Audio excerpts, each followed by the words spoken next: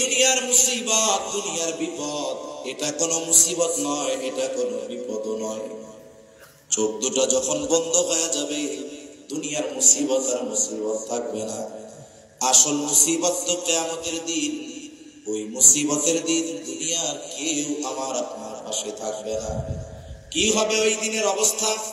আল্লাহ তাআলা কোরআনুল কারীমের মধ্যে একটা চিত্র তুলে ধরে বলেন, ইয়াউমা ইয়াফিরুল মারউ মিন আখিহি ওয়া উম্মিহি ওয়া আবিহি ওয়া সাহিবাতিহি ওয়া বানিহি লিকুল্লি ইমরিইন মিনহুম ইয়াউমাইযিন শা'নুন ইউগনি।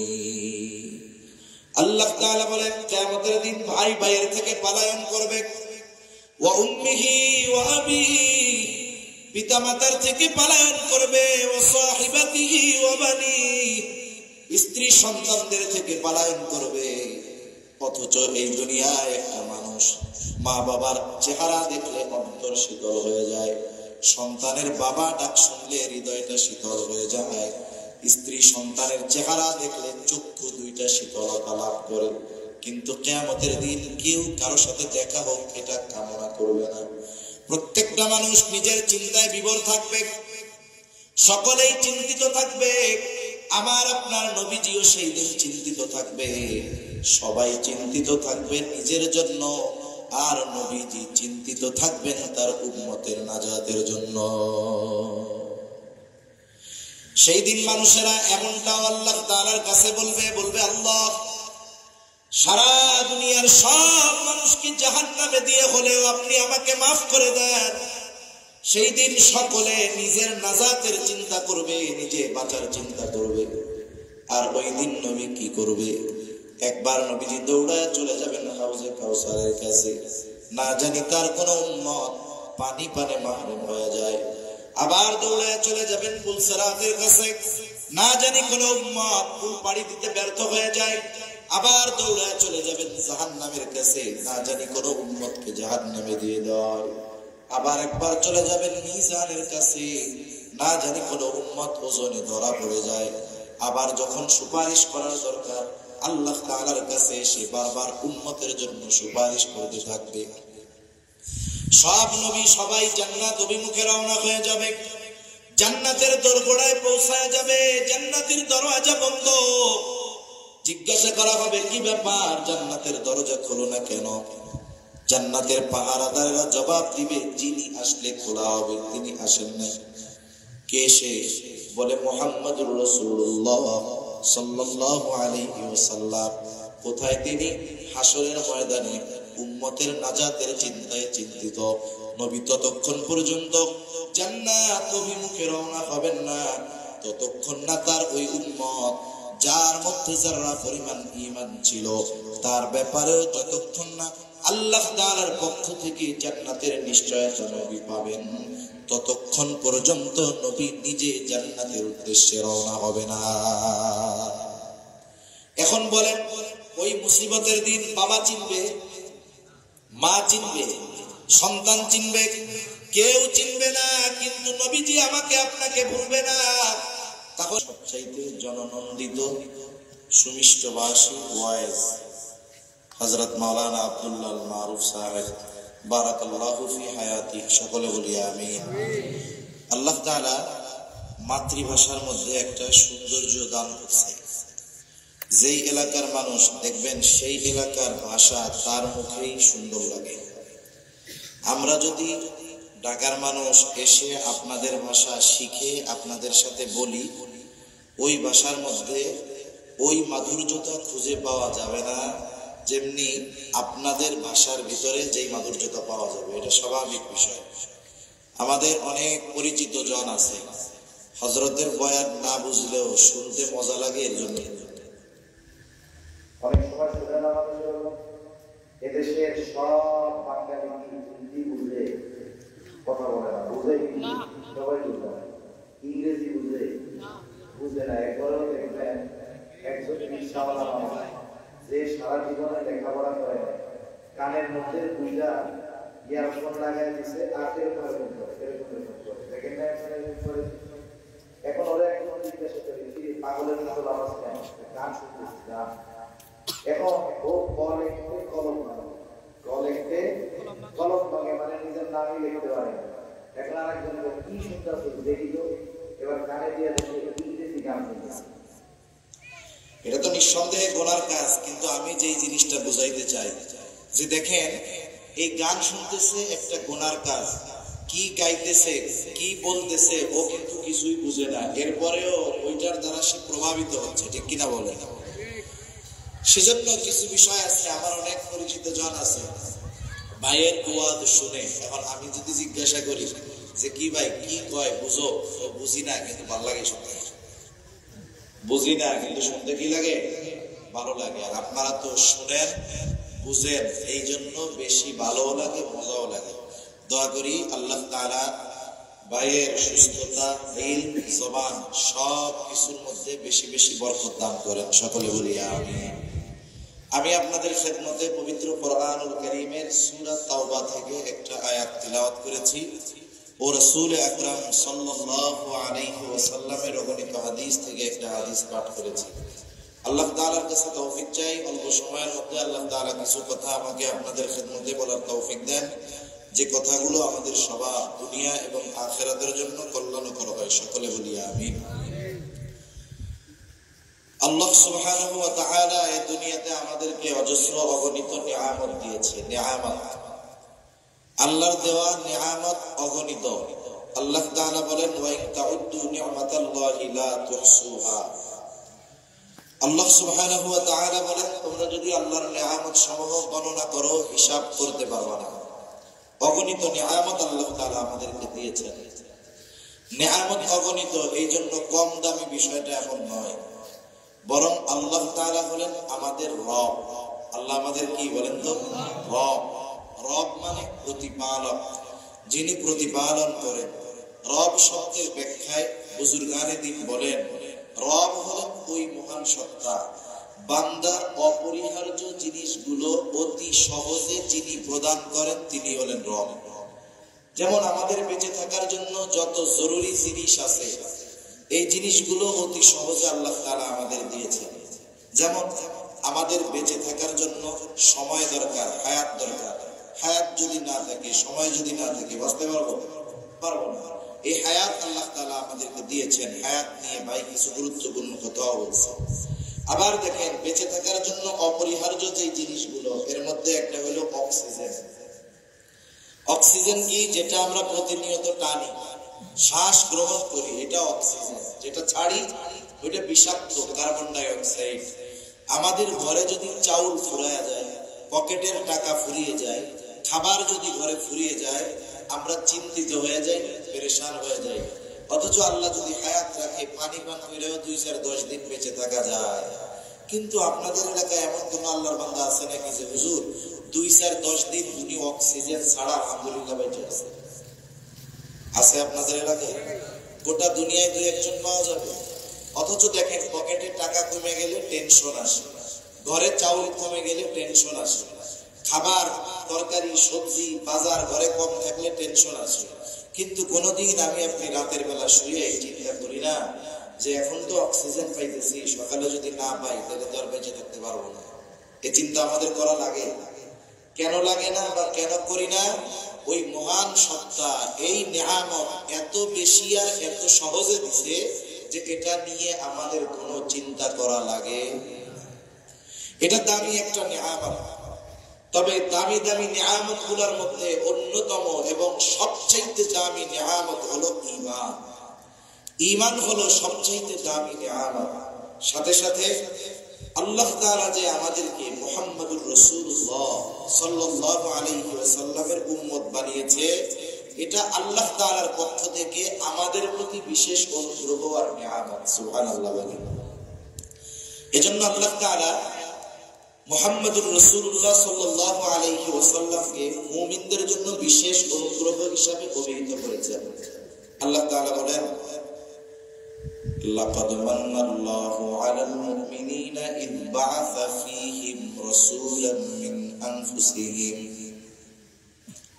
আল্লাহ তাআলা বলেন, লাকাদ মান্নাল্লাহু আলাল মুমিনিন, মুমিনদের উপর আল্লাহ তাআলার বিশেষ অনুগ্রহ যে ইবাআসা ফীহিম রাসূলাম মিন আনফুসিহিম, তিনি তাদের মধ্য থেকে তাদের জন্য একজন রাসূল প্রেরণ করেছেন। এইখানে অনেক লম্বা কথা বলার ছিল, কিন্তু আমি যেহেতু অন্য বিষয় নিয়ে কথা বলবো এজন্য এদিকে আর যাব না। আল্লাহ তাআলা বললেন মুমিনদের মধ্য থেকে মুমিনদের জন্য একজন রাসূল প্রেরণ করেছেন, এটা মুমিনদের জন্য বিশেষ অনুগ্রহ। আল্লাহ তাআলা যদিও নবীজিকে মুমিনদের জন্য বিশেষ অনুগ্রহ হিসাবে অভিহিত করেছেন, কিন্তু এই নবীর কারণে গোটা সৃষ্টি জগতের সব মানুষ, সব মাখলুক উপকৃত হয়েছে। এই জন্য আল্লাহ তাআলা আমার আপনার নবীজিকে রহমাতুল লিল আলামিন হিসাবে অভিহিত করেছেন। পবিত্র কোরআনুল কারীমের সর্বাধিক পাঠিত যেই সূরা, সেই সূরার নাম হলো সূরা ফাতিহা। এমন একটা সূরা যেই সূরা প্রত্যেক নামাজের প্রতি রাকাতে লাগে। ইমামের পেছনে যখন পড়ি, ইমামের কেরাত, মুসল্লির কেরাত, একা যখন পড়ি, নিজে পড়ি, সূরা ফাতিহা জামাতে পড়ি আর একাকি পড়ি, প্রত্যেক নামাজের প্রতি রাকাতে সূরাটা লাগে। এবং ওই সূরাটা সবচেয়ে গুরুত্বপূর্ণ ইবাদত, ঈমানের পরে হলো নামাজ। ওই গুরুত্বপূর্ণ ইবাদতের প্রতি রাকাতে পড়াকে অপরিহার্য করে দেওয়া হয়েছে। এই সূরার শুরুতেই আমরা বলি আলহামদুলিল্লাহি রাব্বিল আলামিন, সকল প্রশংসা আল্লাহর জন্য। বলে কে? আল্লাহ। বলে রব্বুল আলামিন। আল্লাহ তাআলা বলেন জগৎ সমূহের রব, জগৎ সমূহের প্রতিপালক। আলম এক বচন, আলামিন বহু বচন। আলম এক বচন, আলামিন বহু বচন। তার মানে জগৎ একটা নয়, বরং অগণিত জগৎ যিনি সৃষ্টি করলেন তিনি কে? মহাকাশ নিয়ে গবেষণা করে, বিশেষ করে যেই সংস্থাগুলো মহাকাশ নিয়ে গবেষণা করে, যে আকাশে কি কি আছে অনুসন্ধান করে, তালাশ করে, এর মধ্যে সবচাইতে প্রসিদ্ধ যেটা সেটা হলো নাসা। আর আমাদের দেশে একটা আছে, এটার নাম হলো স্পারসো, মহাকাশ গবেষণা কেন্দ্র। কিন্তু আমাদের দেশ নাসার চাইতে অ্যাডভান্স। নাসা যেটা কল্পনাও করে নাই, আমাদের মহাকাশ গবেষণার কেন্দ্রে ওইটা অলরেডি চিন্তা ভাবনা করা হয়ে গেছে। আমরা অ্যাডভান্স কেন? আচ্ছা বলেন তো, আপনি যদি ডাক্তাররে ইঞ্জিনিয়ারিং এর দায়িত্ব দেন, ওই ডাক্তার কি ইঞ্জিনিয়ারিং বা ইঞ্জিনিয়ারের কাজ সে করতে পারবে? যত ভালো ডাক্তার হোক, সে কি ইঞ্জিনিয়ারের কাজ করতে পারবে? পারবে না। এখন মহাকাশ গবেষণার ক্ষেত্রে এমন ব্যক্তিকেই তো ওখানে দিতে হবে যিনি এই বিষয়ে পারদর্শী, ঠিক কিনা? আর আমাদের বাংলাদেশে যেই মহাকাশ গবেষণা আছে, ওইটার যিনি মহাপরিচালক তিনি একজন কৃষিবিদ। কৃষিবিদের কাজ উনি গবেষণা করেছেন যে ফসলগুলায় পোক ধরে, কি কাজ করলে ওই ফসলে আর পোকা ধরবে না, কি কি পদ্ধতি প্রয়োগ করলে জমিনে ফলন ভালো হবে, এই কাজ ওনার না। এবং আপনারা মাঝে মধ্যে শুনে থাকেন যে মঙ্গল গ্রহে মানুষের বসবাসের ব্যবস্থা করা হবে, মাঝে মধ্যে এরকম শুনেন না? মানুষ বসবাস করতে হলে যেখানে বসবাস করবে সেই জায়গায় খাবারের ব্যবস্থা করতে হবে না? খাবারের ব্যবস্থা যদি করতে হয় চাষাবাদ লাগবে না? এখন ওই মঙ্গল গ্রহে চাষাবাদ কারা করবে? এই চিন্তা কইরা বাংলাদেশে মহাকাশ গবেষণা কেন্দ্রে একজন কৃষিবিদকে নিয়োগ দেওয়া হয়ে গেছে। তাইলে নাসা অ্যাডভান্স নাকি আমরা অ্যাডভান্স? এগুলো তো আমরা বললাম, কিন্তু মাঝে মধ্যে হাসি হাসি কথা শুনতে। এখন গল্প একটা বলি, আমার গল্প মনে পড়ে গেল। এখন তিনজন বন্ধু, কয় বন্ধু? একজন হলো দুই চোখেই দেখে না, একজন কি দুই চোখেই দেখে না একেবারে। আর একজন বন্ধু এর দুইটা পাই না। আর এক বন্ধু একেবারে মিসকিন ফকির, ওর কিছুই নেই। এখন তিন বন্ধু দুপুরবেলা এক জায়গায় বসে আছে। এখন ওই যে কানা, যে চোখে দেখে না, দেখছেন, ও হঠাৎ করে কইতেছে, দেখ ভাই আকাশে না খুব তারা উঠছে। দুপুরবেলায় কি তারা দেখা যায়? যে অন্ধ, ও কোন সময় দিন রাত এই অনুভূতি অনেক সময় থাকে না। এখন এই কথা শুনে যার দুই ঠ্যাং নাই দুই পা নাই, ও করে লাথি মেরে একবার বের ফেলায়। এখন এই খবর শুনে ওই আর এক বন্ধু যে মিসকিন, ও কয় দোস্ত মার লাথি, যত টাকা লাগে আমি দিলাম। আমাদের দেশের অবস্থা এরকম, যেখানে যাকে দরকার সেইখানে তাকে না দিয়া যে যেটার উপযুক্ত নয় ওইটা তারে দিয়ে রাখছে। দেশের অবস্থা এরকম, সেজন্যই তো অবস্থা খারাপ। আল্লাহ সহি বুঝ দান করেন বলি আমিন। মহাকাশ গবেষণা করে পৃথিবীর সবচাইতে প্রসিদ্ধ যে প্রতিষ্ঠান সেটা হলো নাসা। মাঝে মধ্যে গবেষণা করে দেখেন, আমাদেরকে বলে যে পৃথিবী থেকে 1 কোটি আলোকবর্ষ মাইল দূরে একটা গ্রহের সন্ধান পাওয়া গেছে, একটা জগতের সন্ধান পাওয়া গেছে, এবং ওই জগতে প্রাণীর অস্তিত্ব থাকতে পারে। যখন পত্রিকায়, টেলিভিশনে, মোবাইলে ফলাও করে প্রচার করা হয়, তখন আমরা অবাক হয়ে যাই, হতভম্ব হয়ে যাই, আহারে আরো মনে হয় জগৎ আছে। বিজ্ঞান বলার পরে আমরা হতভম্ব হই। কিন্তু আল্লাহ তাআলা 1500 বছর আগে এই দুনিয়ার মধ্যে আরবের একজন মানুষের কাছে এই খবর জানায় দিয়েছেন, ও বিশ্ববাসী শুনে নাও, এই জগৎ একটা নয়, আরো অগণিত জগৎ আমি আল্লাহ সৃষ্টি করে রেখেছি। আল্লাহ রাব্বুল আলামিন হলেন সেই জগৎ সমূহের রব, প্রতিপালক। আমার আপনার নবীর ব্যাপারে আল্লাহ তাআলা বলেন, ওয়ামা আরসালনাকা ইল্লা রাহমাতাল লিল আলামিন, আপনাকে আমি জগৎ সমূহের জন্য রহমত হিসাবে প্রেরণ করেছি। তাহলে জগৎ সমূহের রব, প্রতিপালক হলেন আল্লাহ, আর জগৎ সমূহের জন্য রহমত হলেন মুহাম্মাদুর রাসূলুল্লাহ। আল্লাহ তাআলা যেই জায়গার রব, আমার আপনার নবী সেই জায়গারই রহমত। সৃষ্টিকুলে 1 ইঞ্চি জায়গা বাকি নেই যে জায়গার রব আল্লাহ তাআলা নয়, এরকম কোন জায়গা গোটা সৃষ্টি জগতে কোন জায়গায় আছে? তাহলে সৃষ্টি জগতে 1 ইঞ্চি জায়গা বাকি নাই যেই জায়গার রহমত মুহাম্মাদুর রাসূলুল্লাহ সাল্লাল্লাহু আলাইহি ওয়াসাল্লাম নয়। সুবহানাল্লাহ। এই রহমাতুল লিল আলামিন হওয়ার কারণে কাফেররা উপকৃত হয়। কিয়ামত পর্যন্ত যত কাফের আসবে এরা উপকৃত হবে। নবীজির সময় যারা ছিল কাফের, এরাও উপকৃত হয়েছে। বলে কেমনে? সহিহ মুসলিম থেকে শোনায় আপনাদের, আবু জেহেল একদিন নবীজিকে শোনায়া আল্লাহ তাআলার কাছে দোয়া করতেছে। আবু জেহেল আল্লাহর কাছে দোয়া করে। প্রথম প্রশ্ন হইল, আবু জেহেল তো কাফের, ও আল্লাহর কাছে দোয়া করে কেন? জবাব হলো, ওরা যদিও কাফের বলি, ওরা তো মুশরিক ছিল, মুশরিক, কিন্তু আল্লাহ তাআলার অস্তিত্বে তারা বিশ্বাসী ছিল। বাস্তবতা হলো, যদিও আল্লাহ তাআলার অস্তিত্বে বিশ্বাসী ছিল, কিন্তু এমন কিছু শিরক করার কারণে তারা শিরক করেছে, যার কারণে তাদের ওই বিশ্বাস নষ্ট হয়ে গেছে। ওই বিশ্বাসের কোনো মূল্য আর বাকি থাকে না। ওরা আল্লাহর অস্তিত্বে বিশ্বাসী ছিল, এটা আমার কথা না। আল্লাহ তাআলা স্বয়ং কোরআনুল কারীমের মধ্যে বলছেন যে তারা আল্লাহর অস্তিত্বে বিশ্বাসী ছিল।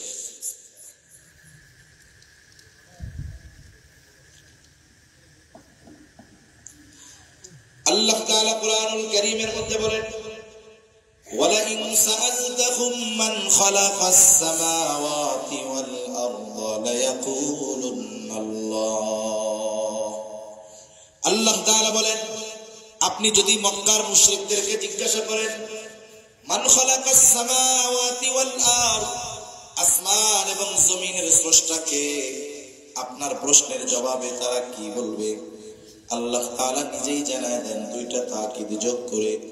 আল্লাহ তাআলা বলেন, লায়াকুলুন্নাল্লাহ, অবশ্যই অবশ্যই তারা বলবে আসমান এবং জমিনের স্রষ্টা হলেন আল্লাহ। এরপরে আল্লাহ তাআলা বলেন, আপনি যদি মক্কার মুশরিকদেরকে জিজ্ঞাসা করেন, মান নাযালা মিনাস সামাই মাআন ফাআহইয়া বিহিল আরদা বা'দা মাউতিহা, কে আসমান হতে পানি বর্ষণ করে, শুধু তাই না ওই বর্ষিত পানির দ্বারা কে মৃত জমিনকে পুনরায় পুনরুজ্জীবিত করে। এখন তো চাষাবাদের সিজনে যদি বৃষ্টি নাও হয়, কারেন্ট থাকলে হেভি পাওয়ারের মোটর দিয়ে পানি উত্তোলন করে পানির চাহিদা পূরণ করা হয়। অনেক সময় ডিজেল ইঞ্জিন স্যালো মেশিন দিয়ে করা হয়। একটা সময় মক্কার মুশরিকরাও আসমানওয়ালার আসমানি পানির জন্য অপেক্ষা করত, যে পানি বর্ষিত হবে, শুকনো ফেটে জৌচির হয়ে যাওয়া ফসল চাষাবাদের অনুপযুক্ত জমিনটা ফসল চাষাবাদের উপযুক্ত হয়ে উঠবে। নবীজিকে আল্লাহ তাআলা বলেন, আপনি যদি তাদের এই কথা জিজ্ঞাসা করেন কে আসমান হতে পানি বর্ষণ করে, ওই পানির দ্বারা কে মৃত জমিনকে পুনরায় পুনরুজ্জীবিত করে, অর্থাৎ ফসল চাষাবাদের উৎপাদনের অনুপযুক্ত জমিনটাকে আসমানের পানি দ্বারা কে উপযুক্ত করে তোলে, ওরা ওদের দেব দেবীদের কথা বলবে না, কি বলবে? বলে লা ইয়াকুলুন্নাল্লাহ, অবশ্যই অবশ্যই তারা বলবে এগুলো যিনি করেন তিনি কে? আল্লাহ তাআলাই করেন।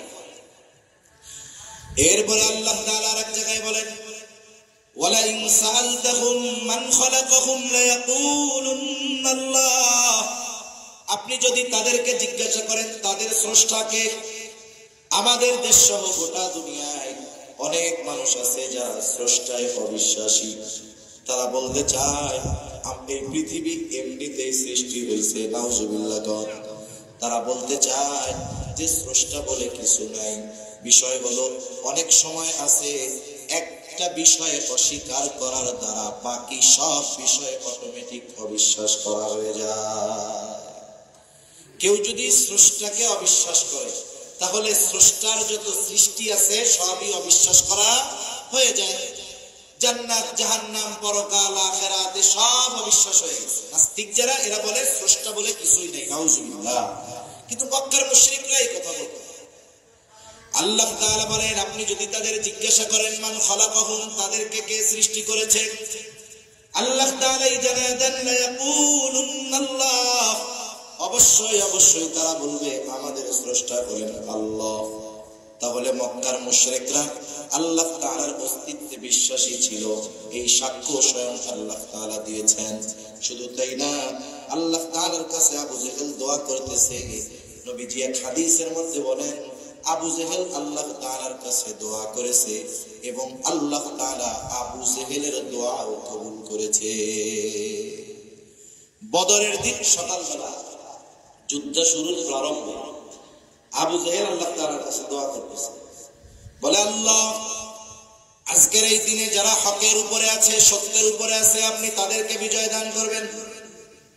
নবীজি বলেন, আল্লাহ তাআলা আবু জেহেলের দোয়া কবুল করেছে। বদরের দিন যারা হকের উপরে ছিল, সত্যের উপরে ছিল, আল্লাহ তাআলা তাদেরকে বিজয় দান করেছে। এখন দ্বিতীয় বিষয় আসেন, দোয়াটা করতেছে কি? নবীজিকে শোনায়া শোনায়া আল্লাহ তাআলার কাছে দোয়া করে, বলে আল্লাহ, আপনি যদি সত্যই এই কোরআন নাজিল করে থাকেন, তাহলে আমাদের উপরে পাথর বর্ষণ করেন অথবা যন্ত্রণাদায়ক শাস্তি দেন। দোয়াটা কি করছে দেখছেন? কি দোয়া করছে? যে আপনি যদি সত্যই মুহাম্মদ সাল্লাল্লাহু আলাইহি ওয়াসাল্লামের উপরে কোরআন নাজিল করে থাকেন, তাহলে আমাদের উপরে পাথর বর্ষণ করেন, নইলে যন্ত্রণাদায়ক শাস্তি দেন।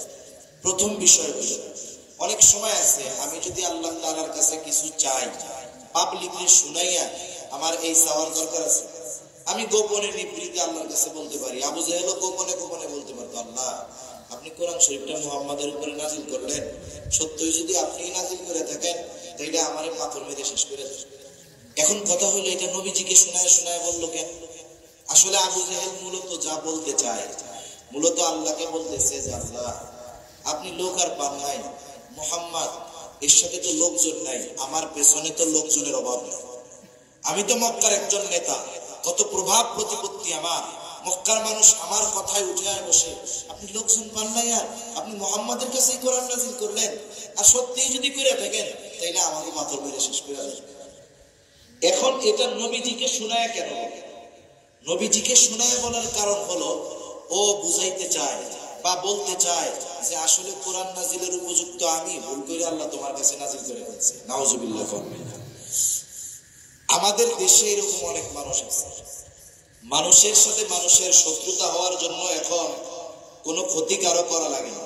আপনার একটু উন্নতি হবে, আল্লাহ তাআলা আপনাকে একটু ভালাই দিবে, দেখবেন পাশের অনেক মানুষ হিংসার বশীভূত হয়ে আপনার শত্রু হয়ে গেছে। ঠিক কিনা কম? এরকম অনেক আছে। অনেক মানুষ হিংসায় পড়ে এমনও বলে যে অমুকের ছেলে, ও বাবা এত বড় হুজুর হয়ে গেছে, অমুকের ছেলে এত বড় চাকরি বাকরি পাইছে, ও আল্লাহ এই খবর শোনার আগে আমি মরলাম না কেন? এরকম বলা লোক তো আলহামদুলিল্লাহ আপনাদের এদিকে নাই। হিংসায় বলে না, এগুলো কি খবর শুনলাম, এটা শোনার আগে আমি মরলাম না কেন? এরকম বলে না অনেক, আরেকজনের ভালাই দেখে। এখন বলেন তো ওই টাইমে যদি আজরাইল এসে বলে যে আপনার তো মরতে মন চায়, তাহলে আমার লগে চলে, তখন কি করবি? যে আসলে তো মরতে চাই নাই, এমনি এমনি কইছি। আসলে আবু জেহেল শাস্তি আসুক চায় না, কিন্তু নবীজিকে তিরস্কার করে শোনায়া শোনায়া আল্লাহ তাআলার কাছে এই কথা বলতেছে। আচ্ছা, আপনার একজন খুব ভালো বন্ধু আছে, আপনি নরম ধরম মানুষ, শরীফ মানুষ, ভদ্র মানুষ, আপনার একজন একেবারে খাঁটি একজন বন্ধু আছে। এখন আপনারা দুইজন গেছেন এক জায়গায়, এক লোক আপনার বন্ধু যে খুব শরীফ মানুষ, ভদ্র মানুষ, তাকে বেশি কথা বলতেছে। আমাদের সমাজে অনেক মানুষ আলহামদুলিল্লাহ এরকম আছে, ওই রহমানের বান্দার গুণ তার মধ্যে আছে। ওয়াইদা ফাতাবাহুমুল জাহিলুনা ক্বালু সালামা, জাহেলরা যখন তাদেরকে উদ্দেশ্য করে কিছু বলে তারা চুপ থেকে বলে সালাম সালাম। এখন ওই আপনার বন্ধু যিনি ভদ্র, ওরা একজন বেশি কথা বলতেছে আর উনি চুপ করে বসে আছে, কিছু কয় না, মাথা নিচের দিক দিয়া চুপ করে আছে, কিছু বলে না। ওনার কষ্ট লাগতেছে কথাটা, কিন্তু কিছু বলতেছে না। এরকম লোক কিছু আছে না? এখন পাশে আপনি বন্ধু, আপনার তো পাওয়ার অন্যরকম, আপনি তখন কি করবেন? বন্ধু কিছু বলে না ঠিক, বন্ধুকে যে বেশি কথা বলতেছে অন্যায় ভাবে বিনা কারণে, তার প্রতিবাদ করবেন না? কি বলবেন? এর সাথে এরকম আচরণ করো কেন? ভদ্র মানুষ পাইছে এই জন্য না? আমাকে মতো লোক হইলে এতক্ষণ ঠ্যাং ভেঙে হাতে ধরা দিতে হয়। ঠিক কিনা বল? নবীজি চুপ, কিন্তু আল্লাহ তাআলা তো আবু জেহেলের কথার জবাব পাঠিয়ে দিয়েছে।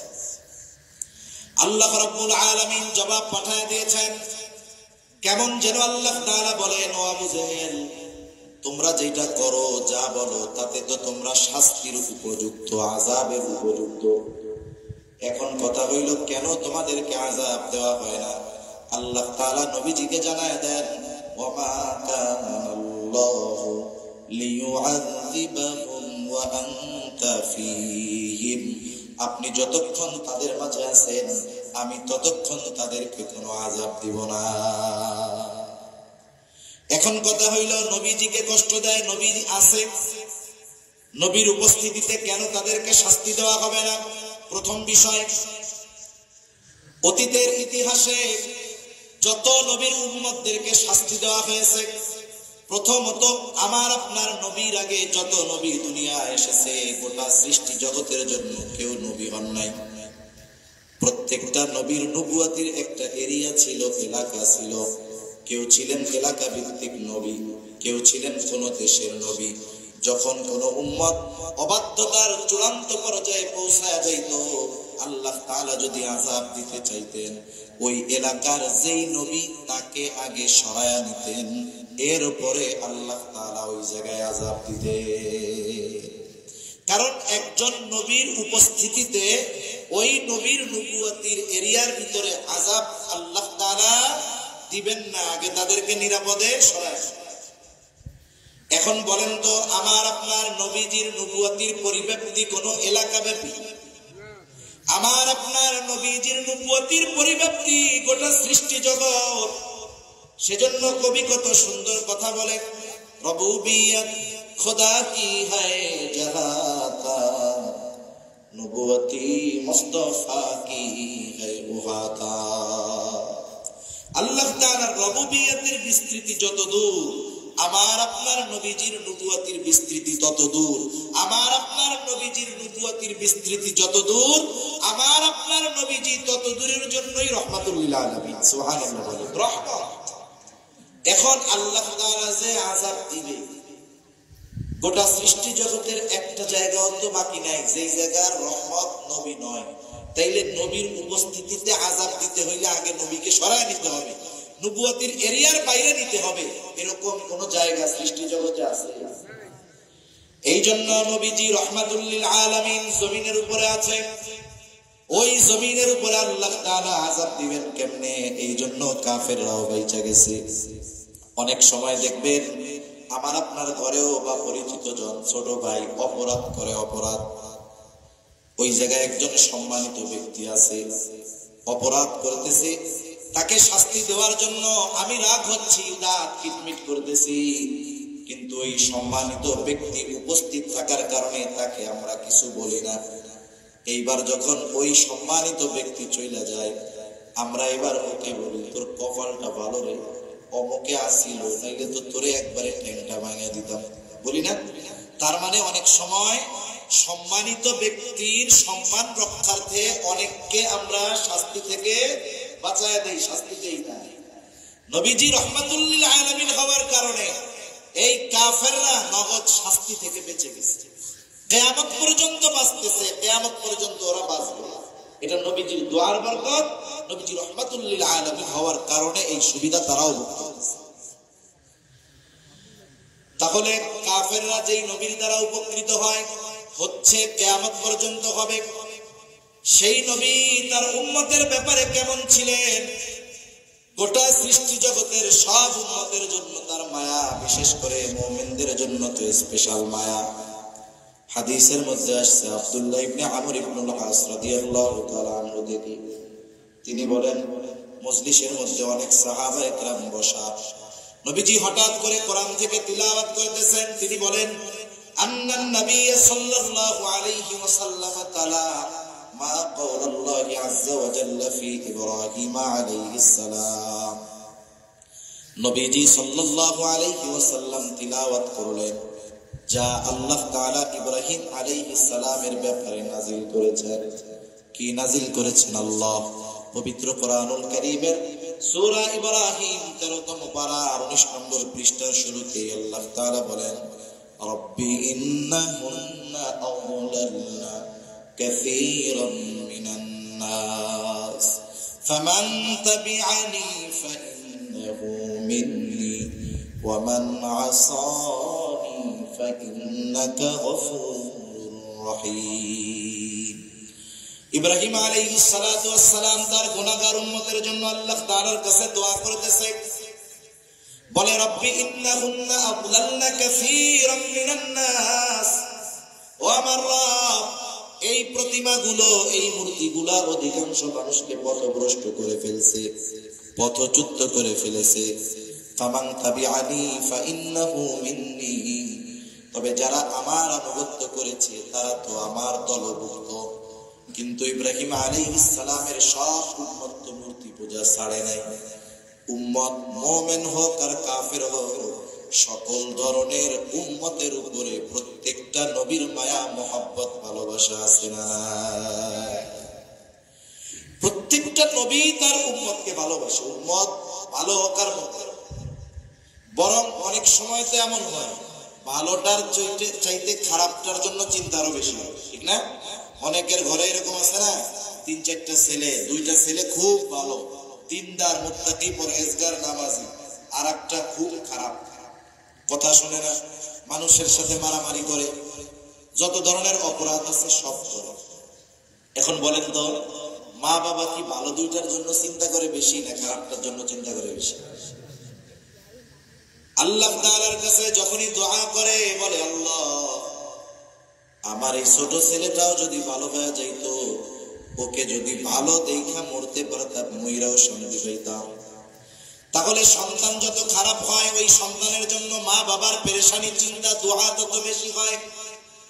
এখন যদি বলি এই সন্তান তো খারাপ, এরে কেন বাদ দিয়া দেয় না, এরে কেন দূরে ঠেলে দেয় না, বলে হুজুর ঠেলবে কেমনে দূরে, এটা তো সন্তান। মহব্বতের কারণে এই খারাপ সন্তানটাকে দূরে ফেলায় না। আরে ভাই, আমার আপনার মা বাবা আমাকে আপনাকে কত ভালোবাসে, আল্লাহর কসম তার চাইতে আমার আপনার নবী আমাকে আপনাকে আরো অনেক বেশি ভালোবাসে। আমি আমারে কত ভালোবাসি, আমি তো আমার জান্নাত জাহান্নাম নিয়ে টেনশন করি না, কিন্তু আমার চাইতে আমার নবী, আমাদের নবী আমাদের জন্য বেশি চিন্তা করে উম্মত যেন জাহান্নামে না যায়। আচ্ছা, আসলে ভালোবাসে কি? মুখ দিয়া চাপা পিটাইলেই ভালোবাসা হয় না, মুখ দিয়া বললেই ভালোবাসা হয়। আপনি কাকে বলবেন যে সে আপনারে ভালোবাসে? যে আপনার বিপদে পাশে থাকবে, আপনি মনে করবেন সেই আপনারে ভালোবাসে, ঠিক না? মনে করেন আপনার একজন দোস্ত আছে, এমন বন্ধু, সে শুধু আপনারে দেখলেই কয়, বন্ধু তোমার এত ভালোবাসি, তোমার জন্য যদি আমার জীবন দিতে হয় আমি জীবন দিতেই প্রস্তুত। এখন এই বন্ধুরে নিয়ে আপনি গেছেন পটিয়া গিয়ে একজনের সাথে আপনার একটু দ্বন্দ্ব হয়েছে, কথাবার্তা কাটাকাটি হয়েছে। আপনি চিন্তা করতেছেন আমি তো আর একা না, আমার সাথে জান দেওয়া বন্ধু আছে, যে বন্ধু আমার জন্য কি দিয়ে দিবে? জান দিয়ে দিবে। এই সাহসে তার সাথে আপনি একটু তর্ক বিতর্ক শুরু করছেন। তর্ক বিতর্কের ফাঁকে ডানে বামে তাকায় দেখেন সেই বন্ধু গায়েব হয়ে গেছে, বন্ধুর ছায়াও দেখা যাচ্ছে। যাই হোক, ওই জায়গার মুসিবতটা গেছে। এবার আপনি বাড়িতে আসছেন, সিএনজি থেকে রাস্তায় নামছেন, আর ওই যে বন্ধু দৌড় দিয়ে দিয়ে গলা ধরে ধরে বলে, দোস্ত তোমার খুব ভালোবাসি, তোমার জন্য জীবন দিয়ে দিব। এখন আপনি কি করবেন? হাতের কাছে কিছু না পাইলে স্যান্ডেল খুলে আগে ওরে পিটাবে যে তুমি আমার জন্য জীবন দিয়ে দিবা না। মুসিবতে পড়ছি, বিপদে পড়ছি, বাইরের লোক এসে সাহায্য করছে, আর সবার আগে তুমি আমার বিপদে পাচ্ছো, ঠিক কিনা বল? তার মানে বিপদের সময় যে আমার কাছে নাই, বাস্তবে সে আমাকে আপনাকে ভালোবাসে না। আল্লাহর কসম করে বললে ভুল হবে না, এই দুনিয়ার মুসিবত, দুনিয়ার বিপদ, এটা কোনো মুসিবত নয়, এটা কোনো বিপদ নয়। চোখ দুটা যখন বন্ধ হয়ে যাবে, দুনিয়ার মুসিবত আর মুসিবত থাকবে না। আসল মুসিবত তো কিয়ামতের দিন। ওই মুসিবতের দিন দুনিয়ার কেউ আমার আপনার পাশে থাকবে না। কি হবে ওই দিনের অবস্থা? আল্লাহ তাআলা কোরআনুল কারীমের মধ্যে একটা চিত্র তুলে ধরে বলেন, ইয়াউমা ইয়াফিরুল মারউ মিন আখিহি ওয়া উম্মিহি ওয়া আবিহি ওয়া সাহিবাতিহি ওয়া বানিহি লিকুল্লি ইমরিইন মিনহুম ইয়াউমাইযিন শা'নুন ইউগনি। আল্লাহ তাআলা বলেন, কিয়ামতের দিন ভাই ভাইয়ের থেকে পলায়ন করবে, ওয়া উম্মিহি ওয়া আবিহি, পিতামাতার থেকে পলায়ন করবে, ওয়া সাহিবাতিহি ওয়া বানিহি, স্ত্রী সন্তানদের থেকে পলায়ন করবে। অথচ এই দুনিয়ায় একটা মানুষ মা বাবার চেহারা দেখলে অন্তর শীতল হয়ে যায়, সন্তানের বাবা ডাক শুনলে হৃদয়টা শীতল হয়ে যায়, স্ত্রী সন্তানের চেহারা দেখলে চক্ষু দুইটা শীতলতা লাভ করে। কিন্তু কিয়ামতের দিন কেউ কারো সাথে দেখা হোক এটা কামনা করবে না। প্রত্যেকটা মানুষ নিজের চিন্তায় বিভোর থাকবে, সকলেই চিন্তিত থাকবে। আমার আপনার নবীজিও সেই দিন চিন্তিত থাকবে, সবাই চিন্তিত থাকবে নিজের জন্য, আর নবীজি চিন্তিত থাকবেন তার উম্মতের নাজাতের জন্য। সেই দিন মানুষেরা এমনটাও আল্লাহ তাআলার কাছে বলবে, আল্লাহ সারা দুনিয়ার সব মানুষকে জাহান্নামে দিয়ে হলেও আপনি আমাকে মাফ করে দেন। সেই দিন সকলে নিজের নাজাতের চিন্তা করবে, নিজে বাঁচার চিন্তা করবে। আর ওই দিন নবী কি করবে? একবার নবীজি দৌড়ায় চলে যাবেন হাউজে কাউসারের কাছে, না জানি তার কোন উম্মত পানি পানে মাহরুম হয়ে যায়। আবার দৌড়ায় চলে যাবেন পুলসিরাতের কাছে, না জানি কোন উম্মত পুল পাড়ি দিতে ব্যর্থ হয়ে যায়। আবার দৌড়ায় চলে যাবেন জাহান্নামের কাছে, না জানি কোন উম্মতকে জাহান্নামে দিয়ে দেয়। আবার একবার চলে যাবেন মিজানের কাছে, না জানি কোন উম্মত ওজনে ধরা পড়ে যায়। আবার যখন সুপারিশ করার দরকার আল্লাহ তাআলার কাছে, সে বারবার উম্মতের জন্য সুপারিশ করতে থাকবে। সব নবী সবাই জান্নাত অভিমুখে রওনা হয়ে যাবে, জান্নাতের দোরগোড়ায় পৌঁছায় যাবে, জান্নাতের দরজা বন্ধ। জিজ্ঞাসা করা হবে, কি ব্যাপার, জান্নাতের দরজা খোলো না কেন? জান্নাতের পাহারাদাররা জবাব দিবে, যিনি আসলে খোলা হবে তিনি আসেন নাই। কে সে? বলে মুহাম্মদুর রাসূলুল্লাহ সাল্লাল্লাহু আলাইহি ওয়াসাল্লাম। কোথায় তিনি? হাসরের ময়দানে উম্মতের নাজাতের চিন্তায় চিন্তিত। নবী ততক্ষণ পর্যন্ত জান্নাত অভিমুখে রওনা হবেন না, ততক্ষণ না তার ওই উম্মত যার মধ্যে যারা পরিমাণ ঈমান ছিল তার ব্যাপারেও যতক্ষণ না আল্লাহ তাআলার পক্ষ থেকে জান্নাতের নিশ্চয়তা নবী পাবেন, ততক্ষণ পর্যন্ত নবী নিজে জান্নাতের উদ্দেশ্যে রওনা হবে না। এখন বলেন, ওই মুসিবতের দিন বাবা চিনবে, মা চিনবে, সন্তান চিনবে, কেউ চিনবে না, কিন্তু নবীজি আমাকে আপনাকে ভুলবে না। তাহলে বোঝা গেল নিঃসন্দেহে নবীজি আমাদেরকে সবচেয়ে বেশি ভালোবাসে। এইরকম প্রত্যেকটা নবী তার উম্মতকে ভালোবাসে। উম্মত যদি পাপীও হয়, মুহাব্বতের কারণে এই ভালোবাসা থেকে যায়।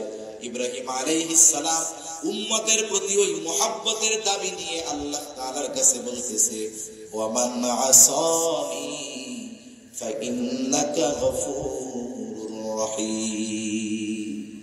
ইব্রাহিম আলাইহিস সালাম বলে, আর যে আমার আনুগত্য করে না সেও তো আমার উম্মত। ইব্রাহিম আলাইহিস সালাম মূলত এই কথা বলতে চায়, আপনি তো গফুর, আপনি তো রহিম, আপনি তো অতিশয় দয়ালু, পরম দয়ালু, আপনি তো ক্ষমাশীল।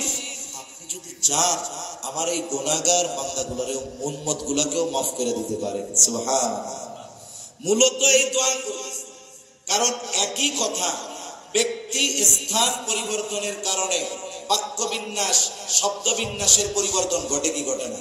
মনে করেন আমি যদি একজন ছোট মানুষকে এই কথা বলি, মসজিদে নামাজ পড়তেছে, ফ্যান চলতেছে, ছোট মানুষ যে আমার বয়সে ছোট, আমি বের হয়ে যাচ্ছি, ও ছাড়া মসজিদে আর কেউ নাই, ছোট মানুষ ওরে আমি বললাম, এই শোনো, বের হওয়ার সময় তুমি ফ্যানটা বন্ধ করে বের হবা।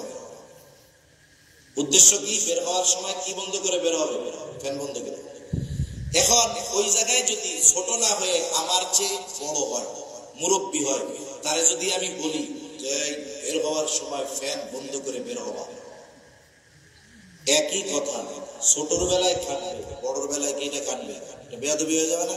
এখন মুরব্বীরে কেমনে বলবে? চাচা যদি হয়, চাচা বের হওয়ার সময় ফ্যানটা বন্ধ করে বের হইলে ভালো হয়। কথা বললাম এই, কিন্তু উদ্দেশ্য কি? যে ফ্যানটা বন্ধ করে দিয়ে গেলেন। ইব্রাহিম আলাইহিস সালাতু ওয়াস সালাম সরাসরি বলতেছেন আল্লাহ মাফ করে দেন, কিন্তু যা বলতেছে তাতে কি বোঝা যায়? যে আল্লাহ আপনি তো গফুর, আপনি তো রহিম, যারা আমার আনুগত্য করে নাই তারা তো আমারও উম্মত, আমারই উম্মত, আল্লাহ আপনি মাফ করে দিয়েন। সুবহানাল্লাহ। وقال عيسى عليه السلام إن تعذبهم فإنهم عبادك وإن تغفر لهم فإنك أنت العزيز الحكيم। ঈসা আলাইহিস সালাম আল্লাহ তাআলার কাছে উম্মতের জন্য দোয়া করেছে। আল্লাহ তাআলা সেই দোয়ার খবর জানায় দেয়।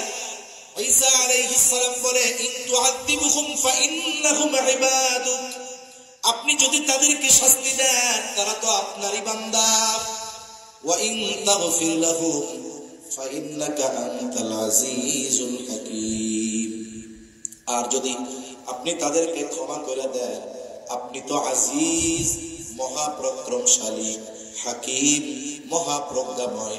এখানেও কেমন যেন ঈসা আলাইহিস সালাম বলে, আল্লাহ রে আপনি তো মহাপ্রজ্ঞাময়, আপনি তো মহাপরাক্রমশালী, আপনি চাইলেই তো আপনার এই গুনাহগার বান্দা আমার এই উম্মতগুলোকে আপনি মাফ করে দিতে পারে। দুই নবী তার গুনাহগার উম্মতের ব্যাপারে দোয়া করছে কার কাছে? আল্লাহ তাআলার কাছে দোয়া করছে। ছোট বাচ্চারা দেখলেন, ওরে নিয়ে আপনি যাইতেছেন, হাঁটতেছেন রাস্তায়, কিছুই বলতেছেন, হঠাৎ করে দেখবে যে ওর মতো ছোট একটা পোলা ললিপপ খাইতেছে। ছোট বাচ্চা তো, যখন আর একজন খাইতে দেখছে, এবার কি করবে? আব্বা, আব্বা রে কি আমার একটা ললিপপ কিনে দেন। এখন ওর কিন্তু একটু আগে মনে ছিল, মনে পড়ছে জ্ঞান, আর একজন রে খাইতে দেখছে। নবীজি উম্মতের চিন্তা সব সময় করে, কিন্তু যখন এই দুই নবীর দোয়া তিলাওয়াত করছেন তখন গুনাহগার উম্মতের প্রতি নবীজির অন্তরে মুহাব্বতের ঢেউ উঠে গেছে। সুবহানাল্লাহ। এবার নবীজি কি করলেন? বলে ফারাফা ইয়াদাইহি ওয়া ক্বালা আল্লাহুম্মা উম্মতি উম্মতি ওয়া বাকা। নবীজি দুই হাত উঁচু করে কান্না করতেছে, চোখ দিয়ে অজর জারায় পানি পড়ে, আর বলেন আল্লাহুম্মা উম্মতি, আল্লাহ আমার উম্মত, আমার উম্মত। দুই হাত উঁচু করে কান্না করতেছে আর বলে আমার উম্মত, আমার উম্মত। আর কিছুই নবীজি বলেন না। বলেন তো নবীজি কিছু বলুক আর না বলুক, দুনিয়ার মানুষ কিছু বুঝুক আর না বুঝুক, দুনিয়ার মানুষ জানুক আর না জানুক, কিন্তু নবীজি কি বলতে চায় যিনি জানেন তিনি কে? আল্লাহ তাআলা জিবরাইল আলাইহিস সালাতু ওয়াস সালামকে বলে, জিবরাইল যাও মুহাম্মাদের কান্নার কারণ জিজ্ঞাসা করো। জিবরাইল আলাইহিস সালাতু ওয়াস সালাম চলে আসছে, এসে জিজ্ঞাসা করে আপনার কান্নার কারণ কি? যদিও আল্লাহ তাআলা সবকিছু জানে, এরপরেও আপনার কাছ থেকে জানতে চায়। এখন কথা হইল আল্লাহ তাআলা সবকিছুই যেহেতু জানে, আবার কেন নবীর কাছ থেকে জানতে চায়? একটা উদাহরণ দেই তাইলে বুঝতে সহজ হবে। মনে করেন আমাদের দেশের মাদ্রাসাগুলো, আবাসিক যে মাদ্রাসাগুলো, মক্তবে হেফজখানায় অনেক দূরের দূরের ছাত্র অনেক সময় লেখাপড়া করে কি করে না? মনে করেন আপনাদের মালিয়ারায় মাদ্রাসা, ওর বাড়ি মনে করেন পটিয়া, ও এখানে হেফজখানায় পড়ে, মাদ্রাসায় পড়ে। ছোট বাচ্চা বৃহস্পতিবার বিকাল বেলায় আসরের পরে হুজুরের সামনে এসে বসছে, বৈশাখ কান্না শুরু করছে, চোখ দিয়ে পানি পড়তেছে। বলেন তো কোন মাদ্রাসার ছোট বাচ্চা যদি বৃহস্পতিবার আসরের পরে হুজুরের সামনে আইসা বৈশাখ কান্নাকাটি করে, এখন বলেন তো এই ছোট বাচ্চার কান্নার কারণটা কি হইতে পারে? বাড়ি যাওয়ার জন্য কান্নাকাটি করতেছে। এখন বলেন তো আপনারা, আমরা যদি ছাত্রের কান্নার কারণ বুঝি, ওই ছাত্রের যে উস্তাদ পড়ায়, ওই উস্তাদ ওর কান্নার কারণ জানে না? এখন উস্তাদ জিজ্ঞাসা করে কি ব্যাপার, কান্না করো কেন? এখন ও আরো দুঃখে কান্নার গতি বাড়ায় দিচ্ছে। মনে মনে চিন্তা করে আমি যে কেন কাঁদতেছি, হুজুর বুঝার পরেও কেন জিজ্ঞাসা করে, এই দুঃখে এখন কান্নার গতি আরো বেড়ে গেছে। এখন আরো বেশি কান্না করতেছে। হুজুর বলে যতই কান্নাকাটি করো কোনো লাভ হবে না, কি জন্য কাঁদতেছো আগে এটা কও। এইবার ছোট বাচ্চা কান্না বিজড়িত কণ্ঠে বলে, হুজুর আমার আম্মুর জন্য আমার একটু কলিজার মধ্যে পড়তেছে, একটু দেখতে মন চায়, আমার ছোট ভাইয়াটারে দেখতে মন চায়, বোনটারে দেখতে মন চায়, আমি একটু বাসায় যাব। এইবার হুজুর একটু হাসি দিয়া বলে, ঠিক আছে যাও, আগামীকাল আসরের পরে মাগরিবের আগে মাদ্রাসায় চলে আসবা। এখন কথা হলো ওই ছাত্র কি জন্য কান্না করে, কে বলতে চায়? ওস্তাদ জানার পরেও ছাত্রর মুখ দিয়ে কেন শুনতে চায়? বলে এটা ওস্তাদ ছাত্রের একটা মহব্বত, ভালোবাসার বহিঃপ্রকাশ। তাহলে নবী কেন কান্না করে আল্লাহ তাআলা সব জানার পরেও কেন শুনতে চায়? বলে এটা হলো আমার আপনার নবীর প্রতি আল্লাহ তাআলার মহব্বতের বহিঃপ্রকাশ। অনেক সময় অনেক কিছু জানার পরেও প্রিয়জনের মুখ দিয়ে শুনতে মনে চায়। নবীজি এইবার জিবরাইল আলাইহিস সালামকে পাইয়া একেবারে প্রাণ খুলে সব বলছে। যেমন দেখেন মেরাজের সময় যখন আল্লাহ তাআলার কাছ থেকে নবীজি হাদিয়া নিয়ে ফিরছে, হাদিয়াগুলোর মধ্যে একটা কি 50 ওয়াক্ত নামাজ। এখন মুসা আলাইহিস সালাম বলতেছে আপনার উম্মত 50 ওয়াক্ত অসম্ভব, আপনি যে ঘুমাই নিয়ে এসে। এখন ঘুমাইতে ঘুমাইতে আছে কয় ওয়াক্ত? 5 ওয়াক্ত। মুসা আলাইহিস সালাম কি বলছে যে এইটাও ঠিক মতো পারবে না, আপনি আবার যান। নবীজি বলছে আমার যাইতে মন চাইতেছে না, লজ্জা লাগতেছে। তার মানে বোঝা গেল কিছু কিছু সময় আছে আমরা জানি যে ওনার কাছে গেলে কাজ হবে, কিন্তু ওনার সম্মান, ওনার মর্যাদার দিকে তাকিয়ে ওনার কাছে বলতে একটু ইতস্ত বোধ হয়। কিন্তু আমি এটাও জানি যে আমি কি বলতে চাই উনি সেটা জানি, ঠিক কিনা বলবো? কথার কথা এটা আমি কেমনে বলি? মনে করেন এক যুবক বিবাহ করতে চায়, যুবক কি চায়? বিবাহ করতে চায়। এখন বাড়ি খালি বিয়ের ফজিলত শোনায়, বাপরেও শোনায়, মারেও শোনায়, বিয়ের ওয়াজ শোনায়, মাঝে মধ্যে কয় চুল দাড়ি সব পাইনে গেল রে, কপালে মনে হয় না। এখন এইরকম 2-4 কথা শ্রবণ করবার পরে বাবা যদি অন্য রুম থেকে যদি শুনে, তাহলে বাপ বুঝতে পারবে না মূলত ছেলে বিয়ে করতে চাইতেছে। এখন বাপও বুঝে ছেলে বিবাহ করতে চায়। এখন এই ছেলে বাবার কাছে গিয়ে নিজের বিবাহের কথা বলতে লজ্জা পাবে কি পাবে না? ছেলেও বুঝে যে আমি যে বিয়ে করতে চাই, আব্বা বুঝতে পারছে, আব্বাও বুঝতেছে ছেলে বিবাহ করতে চায়, কিন্তু এরপরেও বাপ ছেলের মোহাব্বত ভালোবাসা সব ঠিক আছে, কিন্তু বাবার সম্মান অবস্থানের দিকে তাকায়া এই জানা কথাটাই দুইজনের সামনাসামনি আলোচনা করতে একটু ইতস্তবোধ লাগে। কিন্তু যদি ওই পোলার একটা দুলাভাই থাকে, কথা বলেন, এখন ওই ছেলের বাবা দুলাভাইরে বলতেছে, আর কি শ্বশুরেও নাই বলতেছে যে তোমার শালার তো বাপ সাপ ভালো না, কি করতে চায় কি বলতে চায় তুমি একটু জিজ্ঞাসা করো তো। এখন আপনার কাছে আয়সা বলতেছে যে কিরে তোমার নাকি রোগে ধরছে, এখন কি রোগ ধরছে এবার আমারে বল। এখন বলেন তো দুলাভাইয়ের কাছে শালা প্রাণ খুইলা সব কথা বলতে পারবে কি পারবে না? কেন? সম্পর্ক আছে। যতই দুলাভাইয়ের সাথে সম্পর্ক থাক, দুলাভাইয়ের চাইতে কি বাপ মোহাব্বত বেশি করে না কম করে? নিঃসন্দেহে বেশি করে। আল্লাহ তাআলা জিবরাইল আলাইহিস সালামকে পাঠাইছে, জিবরাইল আলাইহিস সালামের কাছে কি বলবে নবী এটা আল্লাহ তাআলা জানে, নবীও জানে, আমি যা বলবো আল্লাহ তাআলা সব জানে। কিন্তু জিবরাইলের সাথে তো নবীজির এমন একটা সম্পর্ক যে কথাটা অন্তর থেকে মন খুইলা প্রাণ খুইলা সব এর কাছে বলা যায়। সব কথা জিবরাইল আলাইহিস সালামের কাছে বলছে। জিবরাইল আলাইহিস সালাতু ওয়াস সালাম আল্লাহ তাআলার কাছে গিয়ে বলে, আল্লাহ আপনার হাবিবের কান্নার কারণ হইল তার উম্মতের চিন্তায় তিনি কান্না করেন। আল্লাহ তাআলা সব কথার জবাব এক কথা দিয়ে জানায় দিলেন যে যাও মুহাম্মদকে গিয়ে জানায় দাও আমি অচিরেই তাকে তার উম্মতের ব্যাপারে সন্তুষ্ট করব, আমি তাকে তার উম্মতের ব্যাপারে অসন্তুষ্ট করব না। সেই জন্য নবীজি যখনই সুযোগ পাইতেন উম্মতের ব্যাপারে আল্লাহ তাআলার কাছে বলতেন। মেরাজে গেছেন, নিজের জন্য নিজের পরিবারের জন্য বলেন নাই, ওইখানে গিয়েও আমার আপনার নবী আমাদেরকে বলে যান নাই। এই নবীর উম্মতের প্রতি এমন দরদ, উম্মতের দ্বারা আঘাতপ্রাপ্ত হওয়ার পরেও তাদের ব্যাপারে তিনি বরদোয়া করেন নাই। তায়েফের ঘটনা এটা আমাদের সকলের জানা আছে। তায়েফের মানুষেরাও নবীজিকে পাথর দিয়ে এমন ভাবে আঘাত করেছে, নবীজিকে যেই পাথরগুলো দিয়ে আঘাত করেছে ওগুলো ছোট ছোট ছিল না, বড় বড় ছিল, ধারালো ছিল, চোখা ছিল। যখন ওই ধারালো পাথর, চোখা পাথর নবীজির গায়ে আঘাত করেছে, গায়ের মধ্যে ক্ষত হয়েছে, রক্ত বের হওয়া শুরু হয়ে গেছে, রক্ত বেয়ে বেয়ে পড়ে শরীরের পোশাক ভিজে গেছে।